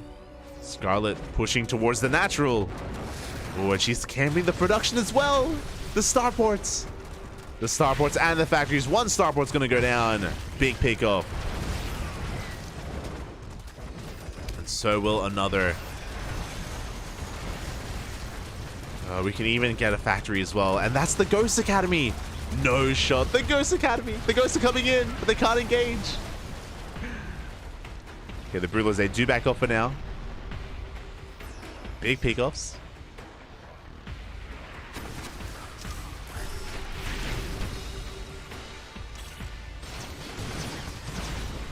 So here come those Ghosts, but they expose themselves. Fungal not quite there. Looks like we got one Ghost. Ah, the EMPs, they miss. No shot. We do barely get the snipe. So some good moments here from Ryung. He is able to max out. Does remax. Liberator sieging forward. Scarlet still with a good enough economy. We do get the skin on that Infestor. Infestor does barely escape. Bungle catches some of the army. Broodlord's pushing forward. And we're going for the snipes. Nice snipes here on the Corruptors, and even some of the Broodlords as well. Good pickoffs. Okay, the snipes are brutal. The Broodlord count though is getting higher, and again, Scarlet, she's transitioned into Broodlord Corruptor. Sorry, Broodlord Infestor. Ryung being a little bit ambitious with his army. Moving out with those ghosts. The fresh mining base has been spotted, and Ryung, he has to evacuate. And the SV is going to get the hell out of there. Bailey's a crash on in. Here come those ghosts. 13 SCVs fall. Do you get one Ultra?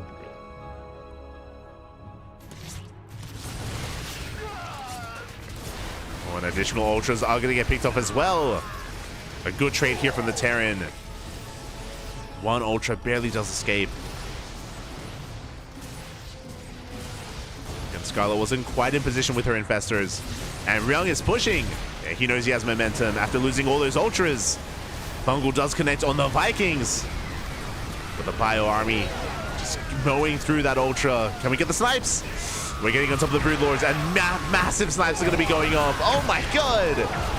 And Ryung, he's breaking through, gets on top of the Broodlords. There's only 4 left. Only 3. And Scarlet forced to retreat. We have 7 Ultras in production, but every single Broodlord goes down. And Ryung, if he can camp the production, he can pick off 1 Ultra at a time. We have ghosts left over. We have snipes. All it took was 1 good fight, 1 overextension from Scarlet. And Ryung is getting into the natural. Now, there are 7 Ultras, but they're coming in. Oh, they're trickling in. The surround. The army is overstimmed. It looks like Scarlet, she can clean this up. Yeah, it looks like Ryung, he's trying to pull back to the safety of those Liberators. The mines. The mines are about to go off. Show us. No. Don't lag out. Show us the mines. Oh my god. Can Ryung make it back to those Liberators after this break? Oh my god. Massive connections on the Lings at least. And we do pull back to the Liberators. The Freedom Zones, are they enough? The reinforcements, we have some ghosts coming in as well. We have some snipes. Oh, with these snipes, I think Ryung, can he clean it up? He doesn't get the snipes off. Doesn't get them off. Ryung loses his entire army, and Scarlet has held. She has the better economy. GG gets called, and Scarlet will take game number 1. Whew. Oh my god. God, that was quite tense. That was very intense there from our players, from Scarlet and Ryung. Went the distance there. It's quite back and forth, and I'm curious. Where are we at? As unfortunately, we still have some connection issues here with our clean feed. Things were okay for a while. Things weren't too bad for like a portion of that game at least, but yeah, clearly there are still issues here, and I'm trying to sneak in. Let's see. No. As we are picking our second map, trying to get into our second game.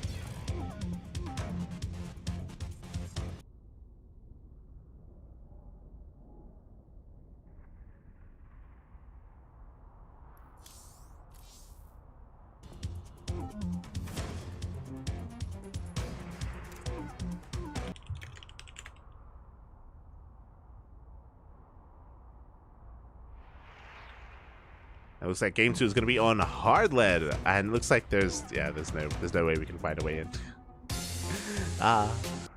Smerch.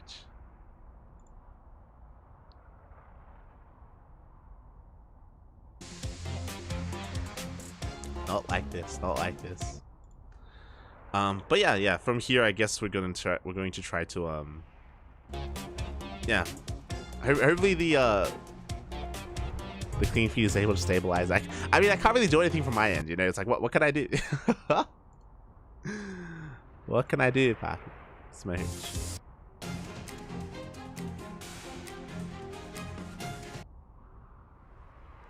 Yeah, I think we're just going to be going... I'm just going to go on a small break here. I'm going to actually allow the delay to build up, and we'll see if that fixes things. Going to be going on a short break. When we return, we'll have our next game. We'll have the finale here of Ryung versus Scarlet. See you soon. Hopefully not too long.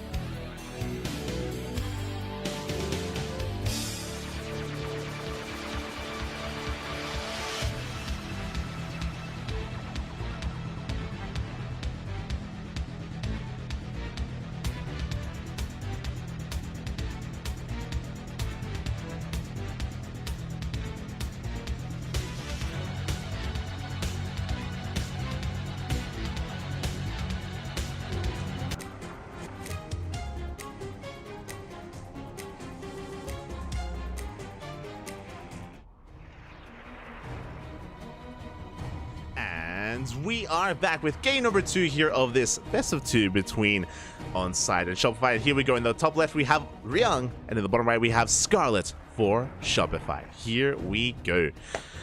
From my understanding, there's still some delays and technical issues, and we're going to try and power through it. Again, the final game of this Team League match. We apologize for like the buffering that's been happening and all that, but it's just out of our control, and we don't really have a solution for it. But we're getting on into this to determine how this does end. Against Scarlet putting a point on the board. Things looking quite closer towards the end of that last game when was pretty brutal, actually, going quite down to the wire even, I should say. Ryung was being denied mining, though. He was all in towards the end. It was all or nothing, and he just wasn't able to break Scarlet. Scarlet was able to just reinforce with ultras and survive. But now we're getting into game 2. And we'll see what Ryung has in store for us. Winding it back here, talking a little bit about what was occurring in the previous series. It was kind of difficult to go through, don't get me wrong. But I was also talking about how Ryung, he is not afraid to get into mech, for example. Mech would be on the horizon. It is, you know, a viable tech path here for him. So We'll see if he does decide to whip it out here on hard lead. Now, this isn't the best map for it. Hard lead has a very short resistance by ground, a very aggressive map, all things considered. So, yeah, we'll see if we head in that direction or if we go for something more aggressive instead, like an 8 racks or a 2 base all-in or some other kind of heavy bio style. That's also on the table for Scarlet. I do think that going roaches on hard lead makes a lot more sense, similar to why Scarlet went forward on Oceanborn, just because aggressive pushes can be terrifying, and Roach Ravager can keep you safe against that sort of thing. Can keep you safe and secure. We've lost Scarlet. No, as Scarlet's cam has turned off. Not like this. We've lost Scarlet, but I mean, only the cam. Play-wise, we're still there. It's all good. Yeah, papi, ga. Catching up in the chat. Gotta run either way, but have a good stream. Thank you for dropping by, Naraku. Thank you. Do appreciate it. Is Scarlet at the Shopify HQ? I think so. I could be wrong. I'm just speculating, but it is possible. It is possible. I assume that she was in Europe because of Home Story Cup, and that she may be staying there, but I don't have confirmation. Oh, we got Scarlet back. She's back. That giant wall was causing all the lag. It's possible. I mean, look. That's a pretty intimidating wall. The wall has returned. Here we go. The Reaper going to be dancing here at the natural base, poking towards that mineral line. Not quite getting a drone, just dancing with Scarlet. Behind this, Ryung getting into a 3cc opener, 3rd CC before starport, just like the last game. Very economic opener out of Ryung, just like game number 1. So nothing too out of the norm. If you recall, in the last game, Ryung did open up 3cc Banshee, did go into Banshee production. We'll see if that's going to be the case this time, as I don't see a tech lab on the way for the racks, but always a possibility.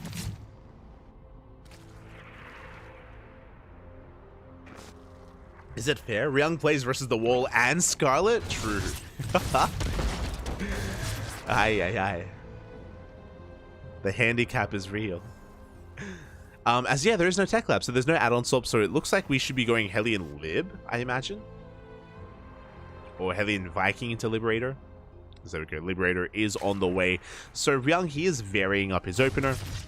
I mean, the Banshees didn't do too poorly last game. If you remember, 7 workers did go down, but again, Ryung, he's going to be investing a little bit less into his harassment and a little bit more into his follow-up, getting into faster stim as a result, as the tech lab is on the way on that Rax. So it should be a bio composition, as Hellions are going to be poking and prodding at the 3rd base. And the goal here is for the the Hellions to drag the Queens out of position and for the Liberator to get damage done, or for the other way around, where the Liberator drags the Queens out of position and the Hellions, they get into a mineral line. Either or. We're looking for economic damage. Meanwhile, this Overlord is eventually going to be hunted down. No way out. Also, I think I'm jinxing it, but we haven't buffered in quite some time. We may have. Did we fix it? Was resetting the cams? Was that all we had to do? Let's go.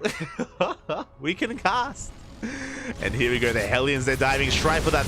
They're going diving right for that 3rd base. And the Queens are in position. 1 Queen does go down. I have to get back into it. Okay. Queen does get picked off. Not too bad. Liberator does rock up here at the natural. Drones are going to be going down. Good positioning here from Ryung. Pulling Scarlet apart a little bit. Meanwhile, as Scarlet is defending, she's going for a massive link counterattack right for the natural base. The wall! The wall is not a wall. The Marines, they get surrounded. We go right for the mineral line. The SCVs. The Hellions have to race back home. Big counterattack here from Scarlet. Even if she doesn't kill too many workers, forcing back the Hellions is huge. There it is. 3 dead SCVs trading 3 for 3. Meanwhile, the Liberator in the main base, not able to get much more done. Can maybe get a Queen? Yeah, we'll get 1 additional Queen, as the game should be settling from here. Again, we got double Eva Chambers on the way for 1-1. I believe there's no Roach Warren, so it's going to be Ling Bane. Yeah, there we go. Ling Bane Hydra from Scarlet. A much more active composition this time. Meanwhile, across the map, Ryung committing to Stim, 1-1, combat shields. It's going to be Bio versus Ling Bane Hydra. Let's go. You love to see it. A much more dynamic back and forth playstyle. Compositions even. Last game, it was Scarlet being the defender for the most part with Roach Ravager, but now that is about to change. And both players are going to be more active. Now, this is a fast Hydra from Scarlet. I'm a little bit concerned, especially if Ryung was 8-raxing, Scarlet would maybe be in some trouble. But maybe just accurately reading that Ryung wouldn't really be too assertive here and too aggressive. Scarlet is double expanding, taking a 4th and a 5th at the same time. Focusing on those melee upgrades. Aliens try to poke in, they do get eyes on the 4th. And my eyes are right now on Ryung. I'm really curious if he does take additional gases. And there we go. We have two more gases on the way. Oh, sorry, 1 additional gas on the way at the 3rd. And this usually means we're going to be throwing down the 2nd factory and teching up a little bit further, but we'll see. For now, Ryung is pushing. As Ryung still hasn't taken his 2nd gas geyser at that 3rd. Tanks are sieging up. We are deep onto creep, by the way. Oh my god, we're just completely surrounded. Ryung being very adventurous here. But there are mainly Hydras to defend, and we need Ling Bane, not Hydras. Scarlet making 12 more Hydras? Question mark? What's happening? Instead of going Ling Bane, she's going mainly Hydras. She has 20 Hydras, soon to be 26. That's crazy. I feel like Ryung could have kept pushing. He is going to be forced back in there. It is a 2nd factory. 4th CC. Ryung is looking to take a 4th and get into a longer game. But yeah, my god. As the rocks are being knocked down. Scarlet just gaining map control. Now getting into more Ling Bane. That's still a lot of Hydras though. Like it makes me feel uncomfortable. It's usually unwise to invest this heavily into it, but I mean, Scarlet so far she's making it work. Does take down a full medevac as well. Oh my god. Very nice pick up. Medevac goes down. Drop on the left hand side gets pushed back as well.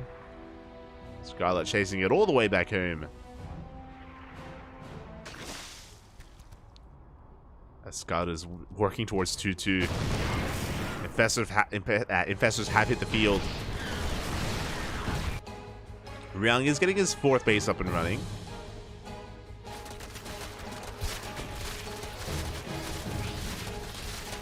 Scarlet getting out of the base. I think we just jumped ahead by like 30 seconds or something. Something crazy just happened. But here we go. Scarlet is going to be pushing on forward, laying siege upon that 3rd. Good fungles. Decent connections as well, but we don't want to overextend. We're running out of Ling Bane. We're running out of Ling Bane, and again, Hydras, they melt against the Bio Army. Ay, ay, ay. Not like this. This is why pure Hydra is not a good composition. It's a supportive unit, not a main army unit, and Scarlet is going to be forced back. In saying so, though, she did deny the 3rd. We have a lot of... The creep is insane. We have a lot of creep here, touching the bases here of Ryung. A scan is going to be required to actually land that CC. And Scarlet, thankfully, is remaxing with less Hydras this time. Some more Ling Bane. 2 Hydra. Don't hydrate too much. Don't over-hydrate your Hydras. Oh my god. Has the stream gone down? Uh-oh. That's not good. Maybe that's why we jumped ahead. Oh, but no. No, like this. The stream. We still have no. Oh my god! I don't think we've had the stream completely go down before, or the clean feed go down before. But Ay, ay, ay. Yeah, we're still in the middle of the game, and hopefully,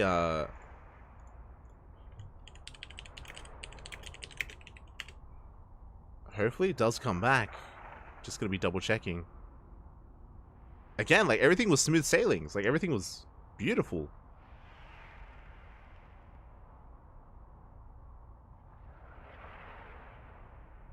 Everything was looking good, and I'm just trying to see if we have another another link. It looks like the other casters are still catching up to what just happened.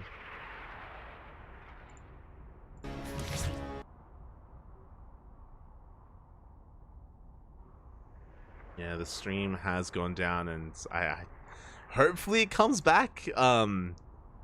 But it's very possible that by the time the stream comes back, the game might end. Ay, ay, ay, that's so unfortunate.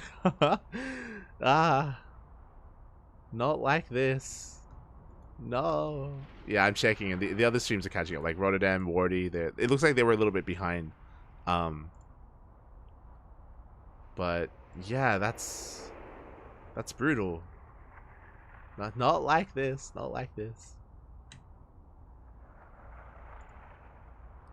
So it looks like we may have to end the stream here. I do apologize. I definitely do apologize, but it looks like we may just have to end the stream here. Again, like, it's not like they paused the game. Like, the game is most likely ongoing. Most likely ongoing. So I don't think we're going to be able to see the end of Ryung versus Scarlet. Again, just really shaky connection and just really rough technical issues here, unfortunately. But regardless, the show will go on, and what I mean by that is that we have more here on the CranKy Ducklings in a couple of hours. The IM Katowice European qualifiers, the closed qualifiers, where we are going to be casting Scarlet. We're going to be featuring Scarlet in the closed qualifiers. I think it's Scarlet versus Showtime. We've locked ourselves in. We're going to be casting Scarlet versus Showtime, leading into the winner of, off the top of my head, I think it was Kellizer versus Lambo. I think it's Lambo, Kellizer, and Scarlet Showtime. I think they're all going to be facing off. And we are going to be diving on that, and that is in 3 hours. In 3 hours time. So I can actually take a moment to get some food, get some water, rest up, and then we'll be back with the IM Katowice European server closed qualifiers. So really good matches that are ahead of us, really good games, and we're going to be featuring Scarlet again. I do apologize for, again, these technical issues. Basically, we cast from a clean feed, and the clean feed has gone down. It's gone down for everyone involved. Again, we're all covering from the same kind of source, essentially, and yeah, it's unfortunate that we don't get to witness the end of that. I can see all the other casters are smudging.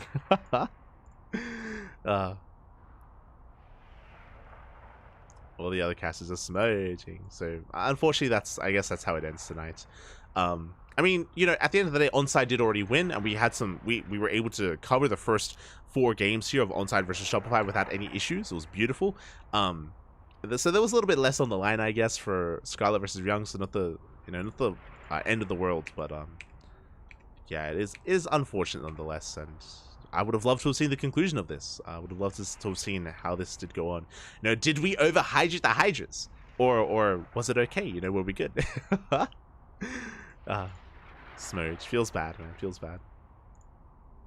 So yeah, with that, we're going to be back in 3 hours. 3 hours time.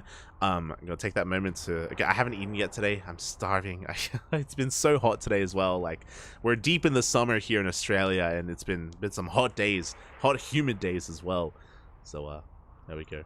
Last match of WTL? Yes, last one. Last one.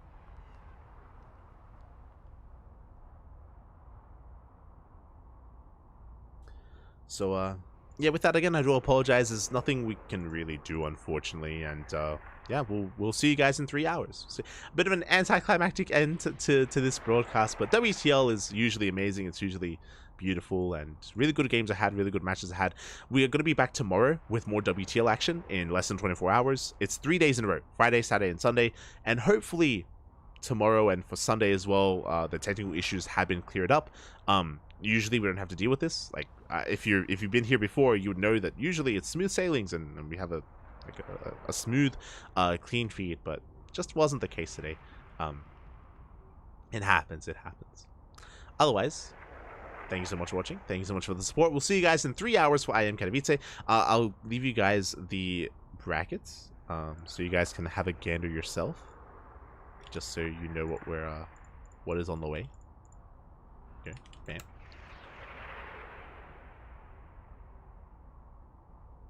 It's 41 degrees Celsius today. Yeah. We're gonna fry, Poppy. We are gonna fry. It's gonna be brutal. It's been brutal. But I just did give a link in the chat, and the matches are going to be Clem versus Strange, Gumiho versus Laser, Lambert versus Kellizer, Scarlet versus Showtime, Spirit versus Jeshi, Bunny versus Hero Marine, Skillless versus Classic, and Young Yakov versus Rainer. And again, we're going to be covering Scarlet versus Showtime.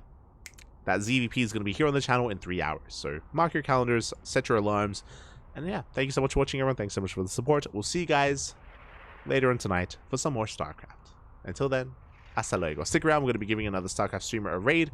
Give them a chance. Give them some support. Hasta luego. Bye. Hasta luego.